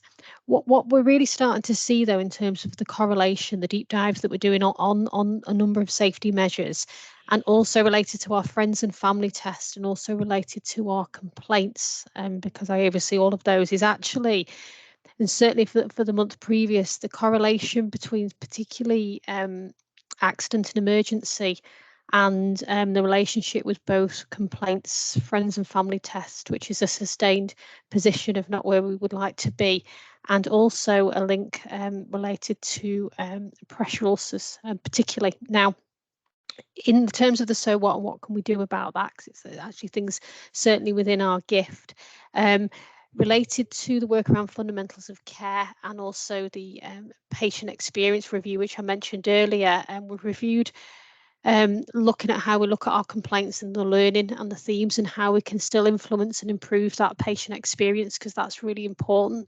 The second aspect, particularly around pressure ulcers and those patients residing longer than we would like within accident and emergency, reviewing our processes around that to ensure that we're being as impactful as possible upon that. But in terms of the data, and you can see in terms of our falls data particularly, whilst we've had impact in terms of the interventions and fundamentals of care around pressure ulcers particularly, we're not yet seeing a movement in falls despite the work, deep dives and the work that's been undertaken.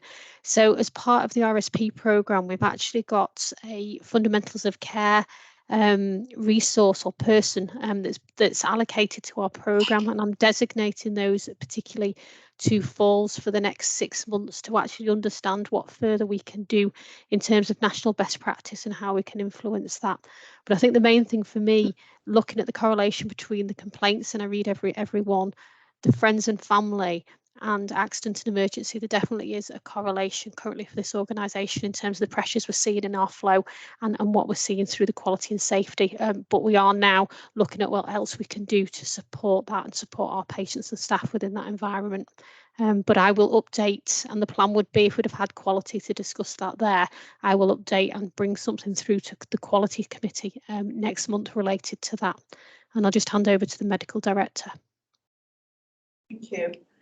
So my areas obviously are VT assessments and mortality. So VT assessment, we've had concerns over the rates for a while, but it's become clear that a lot of that is around the data being collected. So there's been an awful lot of work done by Amita Joshi, most of it, so all credit to her, around what we're actually collecting. So we have made a change. It says in the narrative approval for new VT metrics was signed off, but it has been signed off, so hopefully that should make a change next month.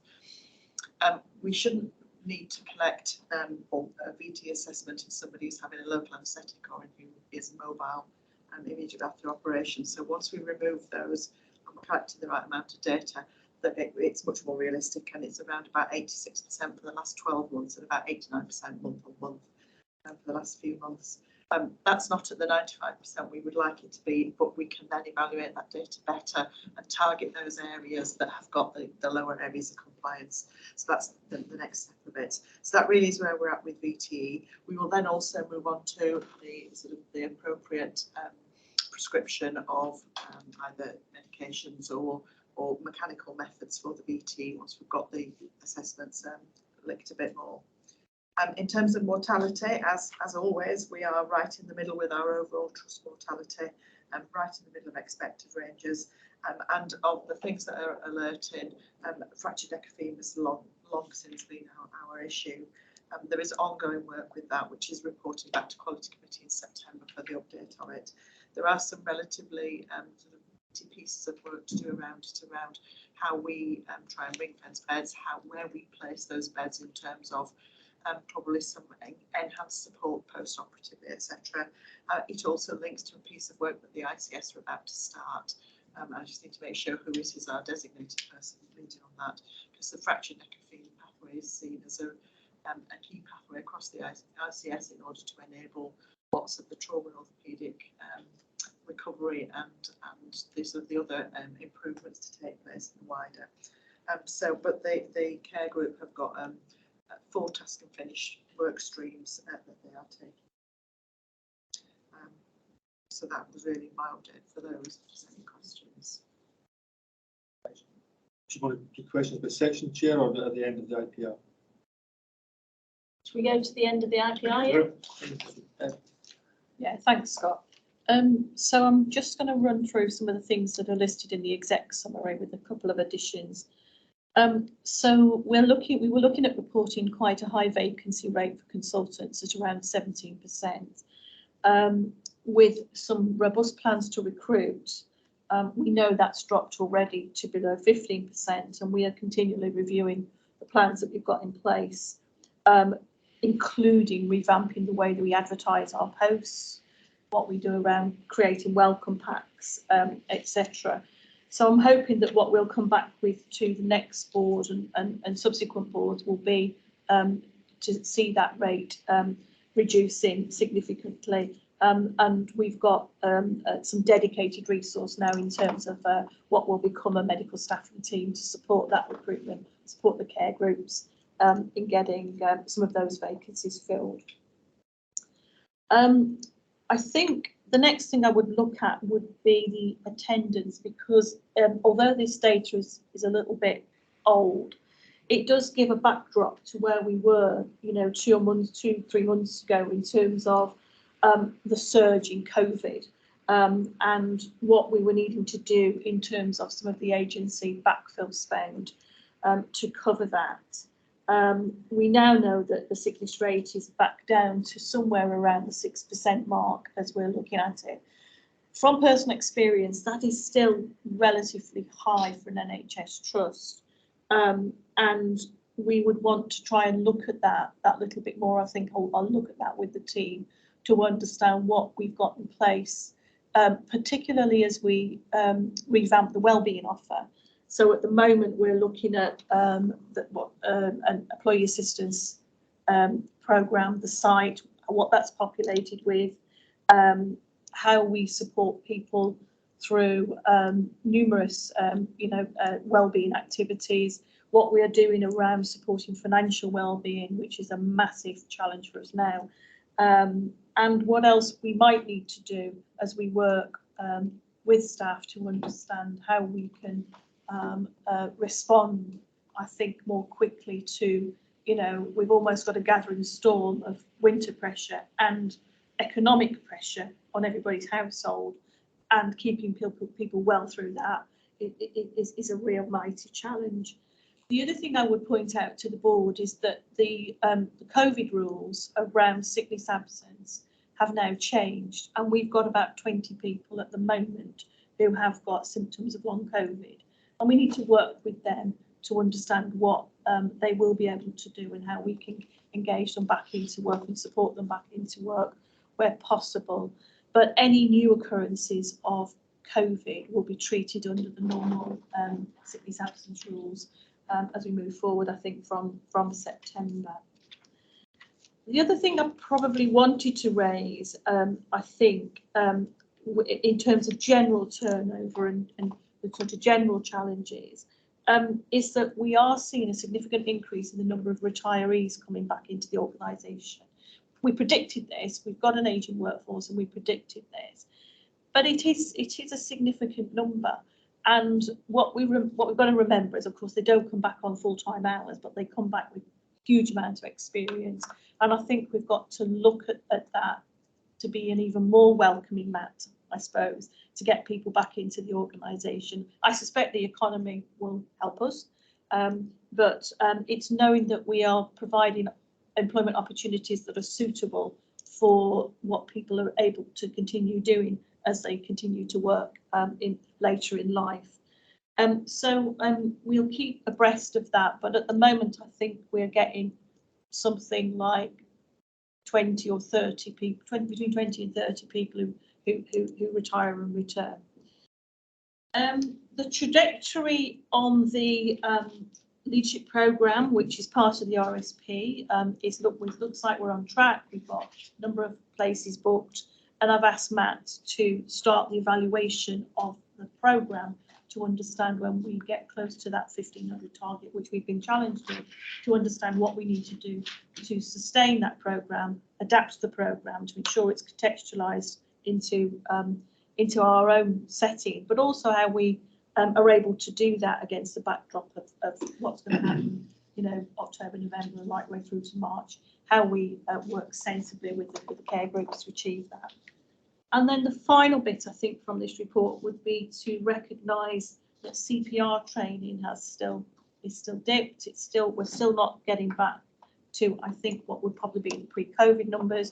The board will remember that there was a suspension from the National Resource Council to avoid face-to-face training, but it still remains a challenge for us to get those numbers back up. And we should now be making sure that we've got the capacity to be able to offer that training where it is needed. So I'll be picking that up with the team to understand that we've got enough provision, and then where we have got challenges, I can talk to Bridget and Jane about what those challenges are in terms of which staff are not accessing the available training. And I think that's it from me, unless there's any questions at the end. Thank you. Thank you. So just on the financial position, the final submission in respect to 22-23 has been made following receipt of some additional income to recover excess inflation. Noting that obviously the excess inflation at the moment is about £6 million worth of pressure. We've only received £2 million worth of funding, and I'll come on to a particular point about energy at the end. Transparent processes in place to identify all the excess inflation, how it's been utilised and reported, and I think that's been so successful. That's been adopted by other partners across the system as well, how we manage that. The submission of the balance plan is based on two key principles, obviously, that we're required to achieve a 5% efficiency target within the organisation itself, and obviously the delivery of an ICS stretch target within the plan. The report sets out the judgment against those targets and the risks associated with it.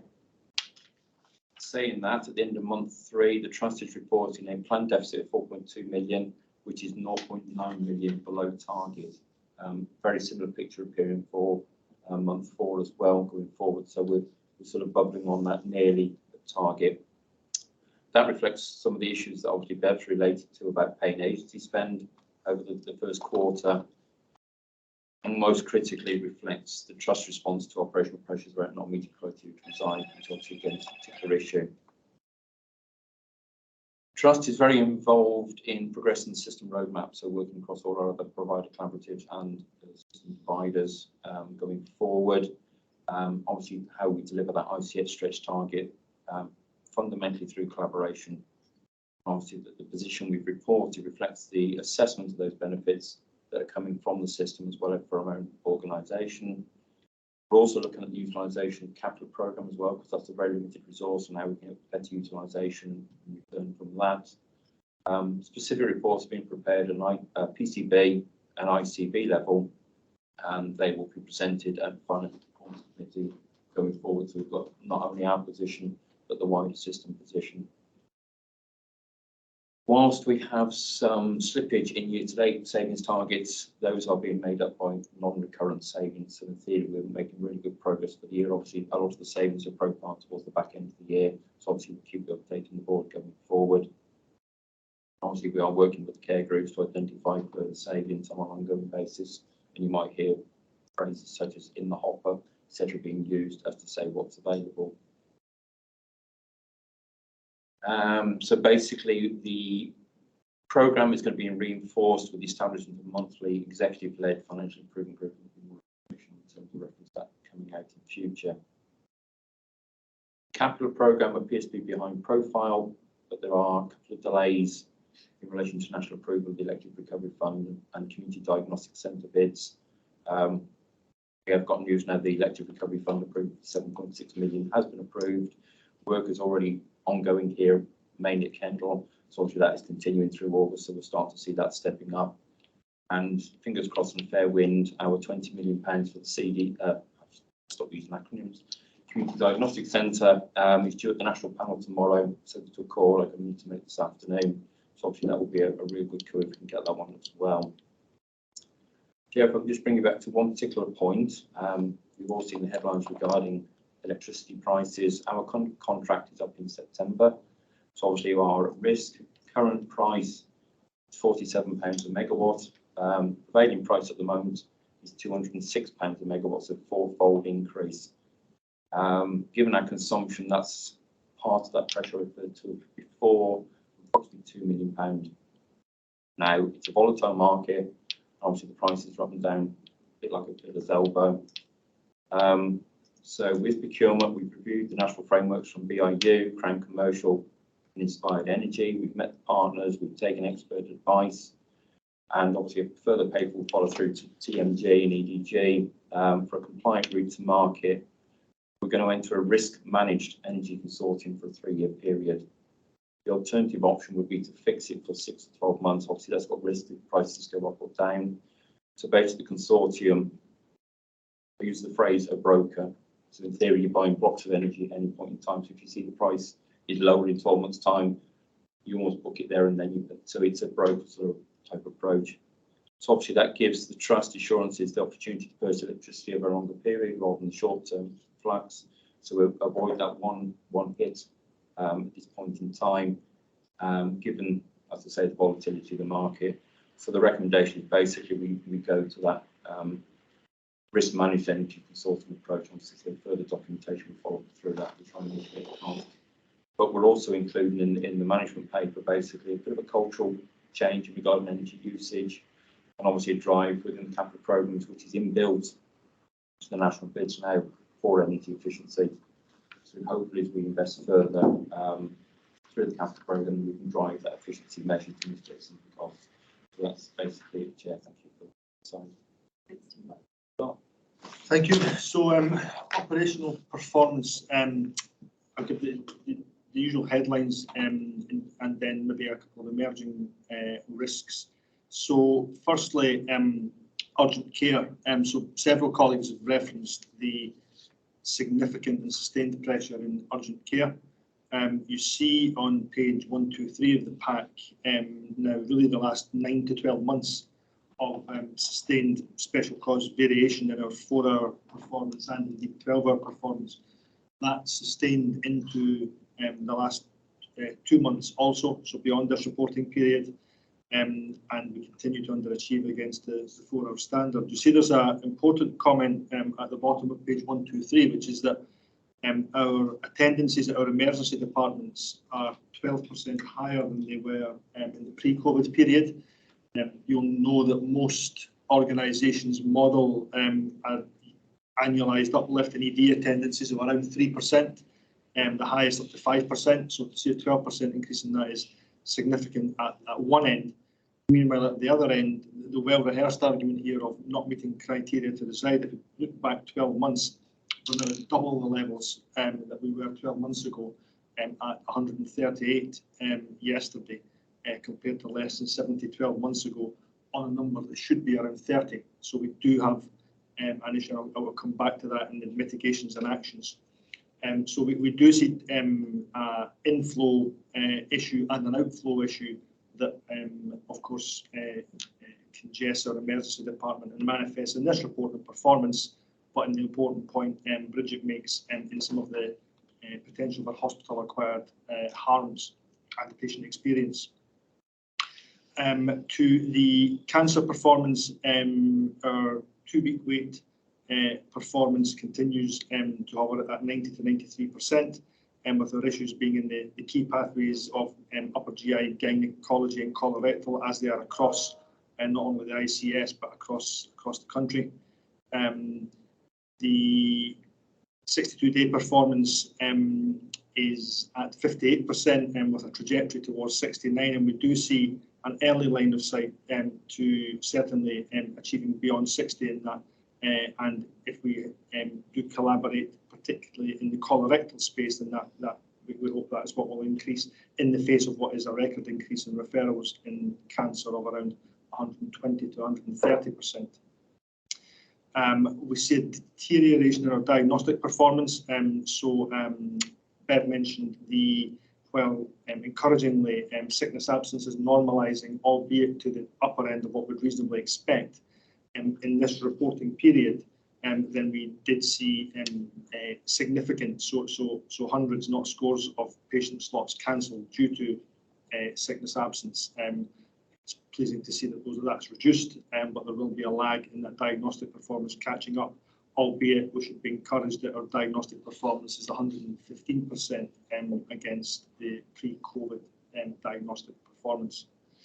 One graph worth pulling out on page 100 and can't see the numbers in this, can you? 131 is we had a trajectory, and we've noted to the board previously that one of the things that will tip our RTT performance is to start to see that curve shift on the RTT waiting list size.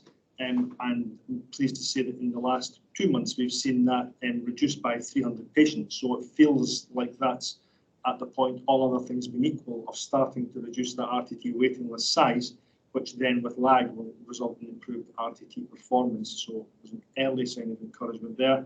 A sustained confidence in our 104-week waits. So other than for specific patient choice in 1 or 2 patients per month, we're now consistently at 0 for our 104-week wait performance, which is a credit to the teams. And our trajectories for 52 weeks and 104 weeks are achieved, and we believe will be consistently achieved. Our focus now is on the 78 weeks, where our trajectory of September will likely see us by December achieve 0.78 weeks with the headroom that we require. Stroke data are in here, and you'll recall that this is quarterly data, so this is the same slide at page 134 that you've seen now in previous board reports. There'll be the public release of the SNAP data, and for the most recent period, which is Q1 this year, so April, May, June, and there's some intelligence that that's a positive environment, and we want to report that at the next board.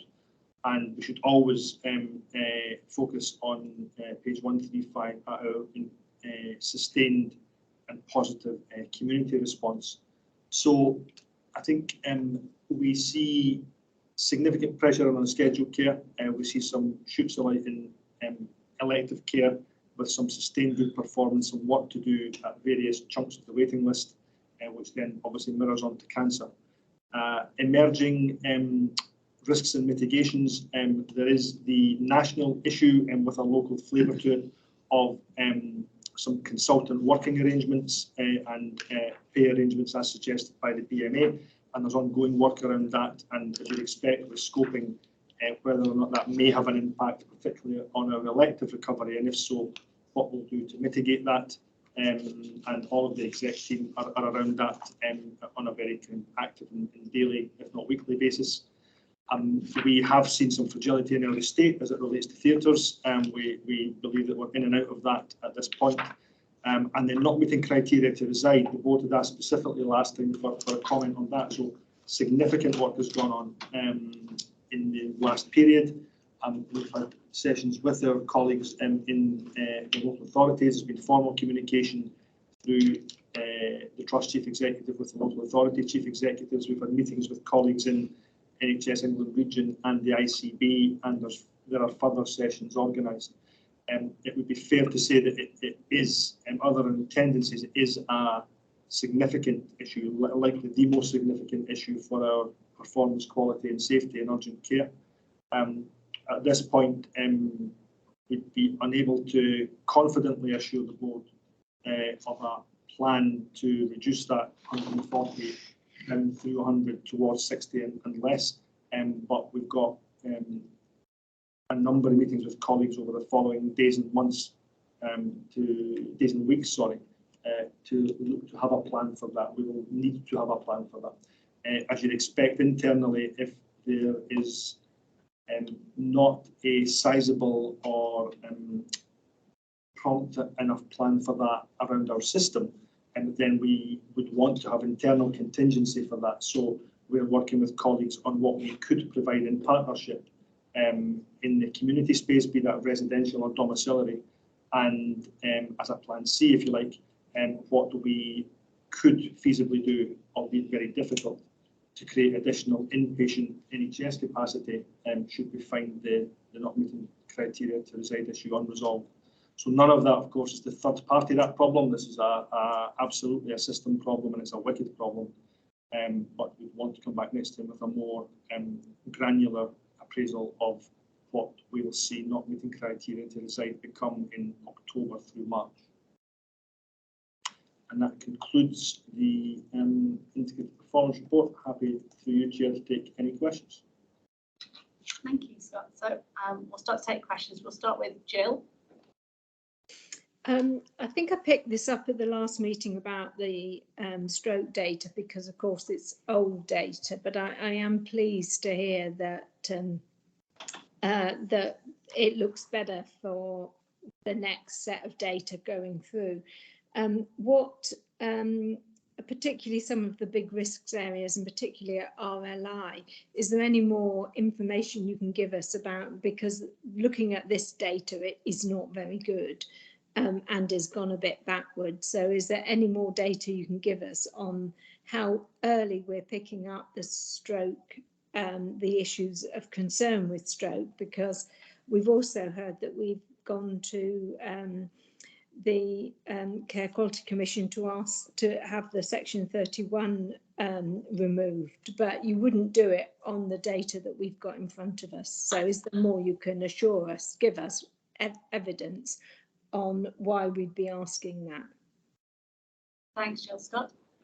Yep, thanks, Jill. So from the domains in the stroke data, then so our scanning and our discharge processes are consistently positive on both sides, particularly RLI. The access to the stroke unit, we have seen improved despite the challenging pressures over the last 6 weeks. We've now got a different set of processes where either the head of patient flow, Deputy Coup, or indeed I will chair a 3 times a day meeting in which access to stroke beds is expressly called out, as indeed it is for fractured neck and femur and ITU step down. So we've got a much more gritty daily executive or deputy executive led system in that space for access. For thrombolysis, again, it's not published data, but the internal data is that our thrombolysis has improved.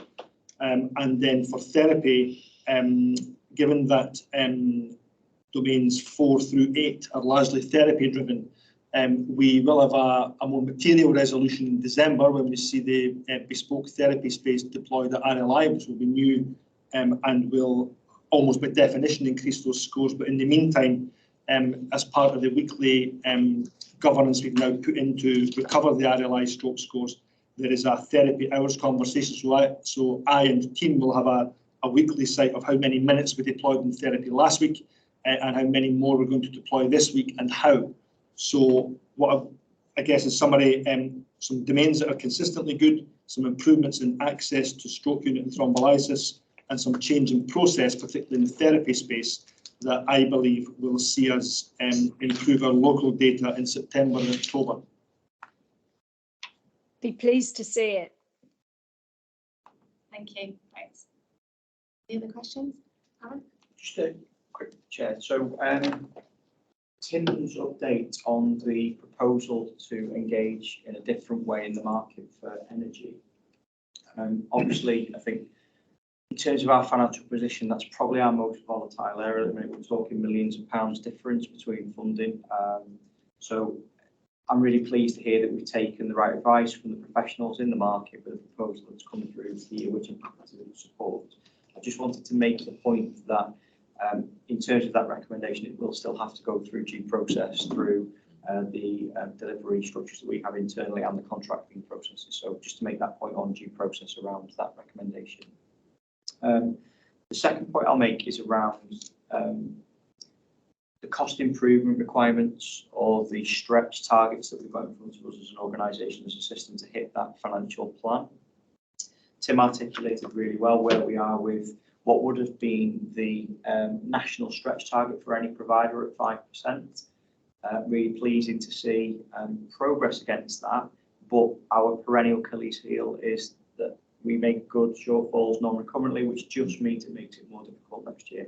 So from our perspective, the work that Jane's leading on with the clinical strategy review and the work that we're taking forward, particularly around workforce, bank and agency in the system, I think those are two key platforms for us in Q3 and Q4 to get some confidence on recurrent structural savings going forward. And the second point I'll make, and it's not a criticism, but we do narrate the outside of the 5% as a system stretch. I understand that vernacular, but it is ours. So it sits in our position. It's our commitment to work as hard as we can to bridge that gap. And I'm working with system partners at the Provider Collaborative, as our other executive colleagues, around programmes of work that we can jointly take assurance from as each provider that will help contribute to that additional stretch target. So I think when we start to move reporting into the latter part of the year and plans for next year, increasingly the work of the Provider Collaborative is going to feature in terms of oversight, seeking assurance and securing resource for delivery. So I just make those 2 points, Chair. Thank you, Sarah? Thank you. Thanks for the updates, everybody. I had a question actually around the mortality report, and it notes that there's an urgent need to increase the number of mortality reviewers. And so I wanted to ask for some assurance about what plans are being put in place to do that. So the model we'd had until now sort of really evolved during COVID, and what had happened was that there were two people who retired and returned who did purely mortality reviews. But what we wanted was a more sustainable model where it was done within people's job plans, so that we had a wider number of people who maintained a skill set. So that's what we have done. We've tariffed it, compared it to other areas about how much time you need. The advert's written. I'm hoping they're going out today actually. So and we're trying to. You may hear more about it this afternoon. But we're not focusing just on doctors, because we know that our nursing staff do excellent sort of incident reviews, etc. So we want a really multidisciplinary team. So Amita has spoken to Bridget about having mortality reviews for nurses and HPs. So we're targeting those as well as doctors. That should be good. Okay, thank you. I just had a couple of, one comment there to Bev when you were talking about financial resilience with staff and the pressures that they're under. A few years ago, HSBC had a national programme of support that they were trying to roll out with large employers to offer their staff to give assistance and advice and support to employees, so that might be worth reaching out to see if they still have that programme underway that we could access. And then my second point was Scott about not meeting the criteria to reside, and the fact that at the end of the day that this is patients and people, and we all understand, you know, if people are in the wrong setting, that particularly frail elderly deteriorate rapidly, which will cause even further problems. And given where we are as a nation and the issues that we're going to face going into winter, I think it's worthwhile really looking at this as a whole system approach and tackling it from an unprecedented, almost like we did with the pandemic. You know, doing what we used to do isn't going to solve this, is it?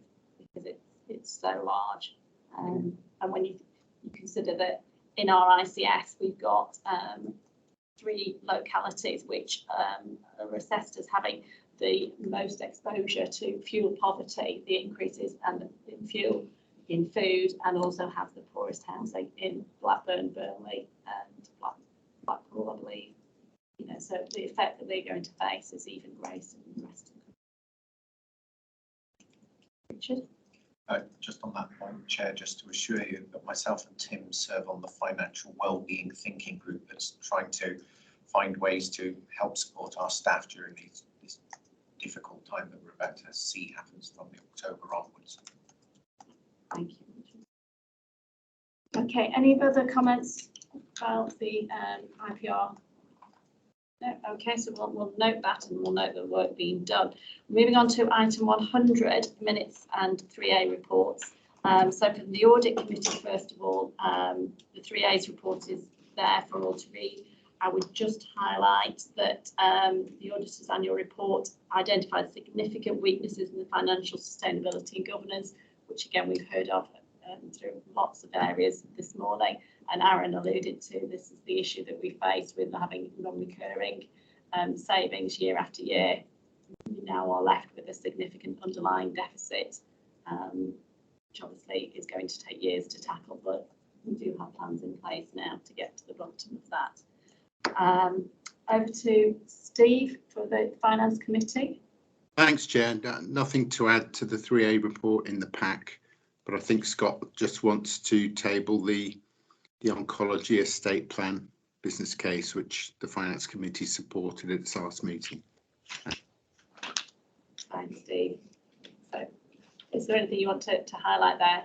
No, thank you. No, thank you for receiving it, and it's as read in the paper. Okay, and the Finance Committee actually supported this, so we now look to the Trust Board to approve this business case. Do we have approval? Yeah, thank you very much. Right, on to 101, Cultural Transformation Programme, please, Bev. Yeah, thank you for this. I've got very limited exposure to this over the last couple of weeks, but I have got confidence that we will be able to deliver on this programme. Although we've lost one of the key leads, which is it's a lady called Carmony, Matt France will take over this and will support the new lead for this programme within his sphere of responsibility. I think there's good progress being made on the leadership programmes, and we now feel we've got a stronger trajectory to achieve the numbers that we've been expected to achieve. And I mentioned earlier, we probably need to now look at what's next for that in terms of sustainability. Culture change champions work is continued. So I feel relatively confident that although we're going through a potential transition with this, in terms of both changing myself as the SRO, but also at the sort of operational manager leadership, feel confident that we won't let anything slip. And there's a focus on the freedom to speak up, joining up that thinking, which is what I mentioned earlier, and I need to have that conversation with Bridget about how we make sure that's quite visible. So nothing else to report other than what's in the report. I'm very happy to take questions. Thank you, Bev. Do we have any questions or comments? No. Okay. So we're asked to note the progress of the work streams and approve the terms of reference for the cultural programme board. We approve that. Thank you very much. Okay, excellently timed there, Aaron. Back in time for 102, please, the update on the ICS. Thanks, Jay. Nothing further to add from what I'd updated in the CEO's report. From an ICS perspective, it's around their establishment, the place-based partnership decisions that have been taken, and their focus on urgent care, elective recovery, and planning and improvement. And from the PCB perspective, it was the update around policy collaborative changes and also the appointment to Mike as the chair. So those are the updates in the report. Right. We'll move on to 103, quality governance and accountability framework. Richard. Thank you very much, Chair. So if there is such a word, I might be guilty of over-appendicizing. I regret that perhaps more of this should have been in the main pack rather than the reference pack, so my apologies to the committee. I would say that if you're looking through the reference pack, you need to go to pages 170 to 220, where you will see in glorious detail a governance assurance framework and structure for the whole organisation. So this is a piece of work that's been long in the making. It stems from the work that the organisation did with the Good Governance Institute, and it also aspires to help with our credentials to demonstrate that we are a well-led organisation by always taking the opportunity to PDSA those structures. So we are 3/4 of the way around that cycle, and we have taken this to TMG twice in June and July for their consideration. Prior to taking it to TMG, there was extensive time taken to listen to all the care groups with fascination around their observations and taking very clear note of why it's not a single one stamp fits all type approach to governance, and you have to accept a degree of nuance and adjustment for each of those care groups because of the circumstances that they work in. So there is parallels across that governance structure, but there is also freedom and space to adjust as they see fit. So I am happy to recommend this new governance structure, revised governance structure to the organisation. It's fair to say it's here for sign-off and approval.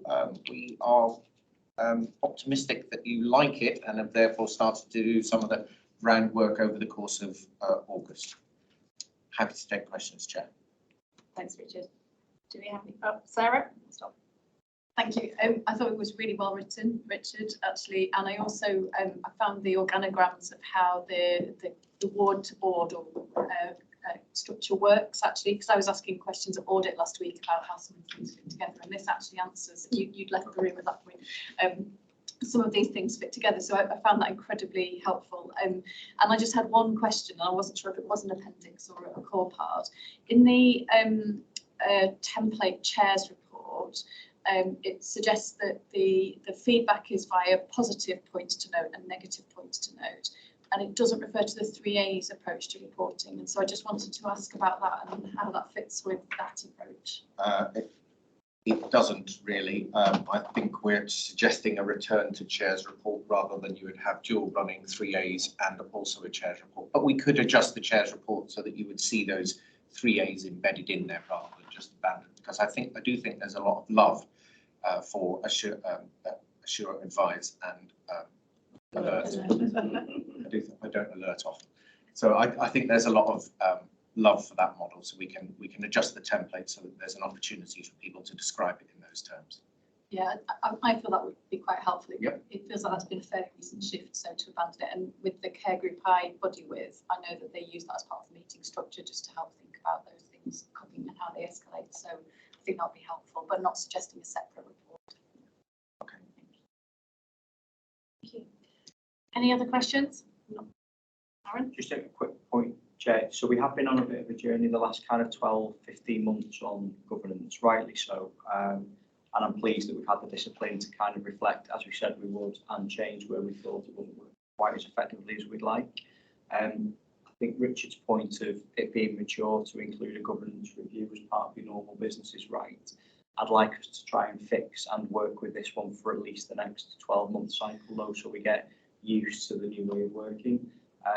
And then potentially including our audit programs, just an assurance review of the governance. So I'm not expecting significant changes to this structure that we've now refined and kind of finalised, but I would like us to include in the audit programme some form of maybe using the CQC well-known framework on governance, just to do that assurance over the next 1 or 2 cycles to give us that cover.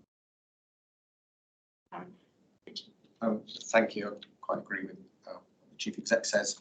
If I could just ask permission from the board, a note of thanks to Becky Southall, who's done a lot of the work in the background to help us bring this model to life. Sure, that's noted. Just one from myself. Are we confident that we're not slipping back into the old ways of having more and more meetings and more subgroups? When you think of where we started and the huge amount of committees, have we managed to break that cycle, do you think, as an organisation? I haven't totaled them up in a sort of bit of arithmetic to work out if we've got less, but I believe we have. I'll do that as an exercise. Sarah?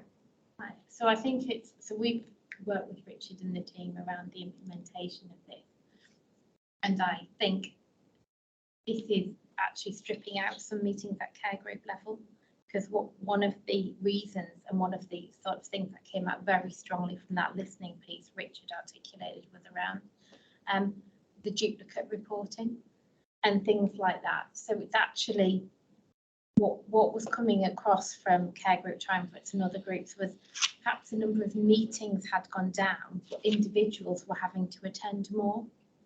So this structure now means individuals will have a much more direct line of where they are reporting to. So one report reports to one place rather than Sarah Hawkswell CD having to go to 3 meetings to speak to the same report. So meeting numbers might not have changed, but actual meetings people are required to attend will be reduced. So we're happy to note the report and accept that and the recommendations for review. Thank you. So we're on to 104, membership strategy. Please, Paul. Thank you, Liz. As a foundation trust, we are a membership organisation, and all foundation trusts are required to have an up-to-date membership strategy. The trust membership strategy has fallen for review, and that has been carried out by a working group of the Foundation Trust Membership and Communications Group, sitting underneath our Council of Governors. They've undertaken a piece of work, and you can see the outcomes of that work in your appendices by the way of a revised report for your approval. The strategy has 2 main purposes, which is to maintain representative membership and set out how the trust will engage with the membership. And this links to the comments made by Lorraine in her report about how governors are beginning to expand that particular role that they carry out. The Council of Governors have considered this document, and they're happy to approve it, and they've recommended it by approval by the Board of Directors at today's meeting, and that's the recommendation that you have. Thanks, Paul. Any questions or comments? Sarah, sorry.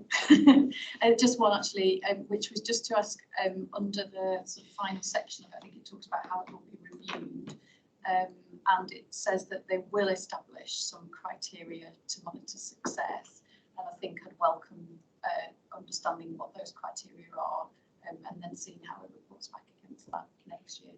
So just draw your attention to the report where the working group that was set up, I think, will continue to be a standing working group now with that very purpose, which is to follow through on sort of implementation of the strategy and the review of its effectiveness and then the outcomes it achieves. So we're asked to approve, or can we approve the membership strategy 22 to 24? Yep, very much. Okay, so we're on to closing administration. Attendance monitoring register is there and scheduled business. Any urgent business? No, we covered everything in the meeting. So next meeting is the 28th of September, 10 AM back here. Thank you all very much for attending and for your contributions. Yeah, thank you. Thank you. We'll see you all back for private, those are attending that. Thank you. Phew, I got through that last bit.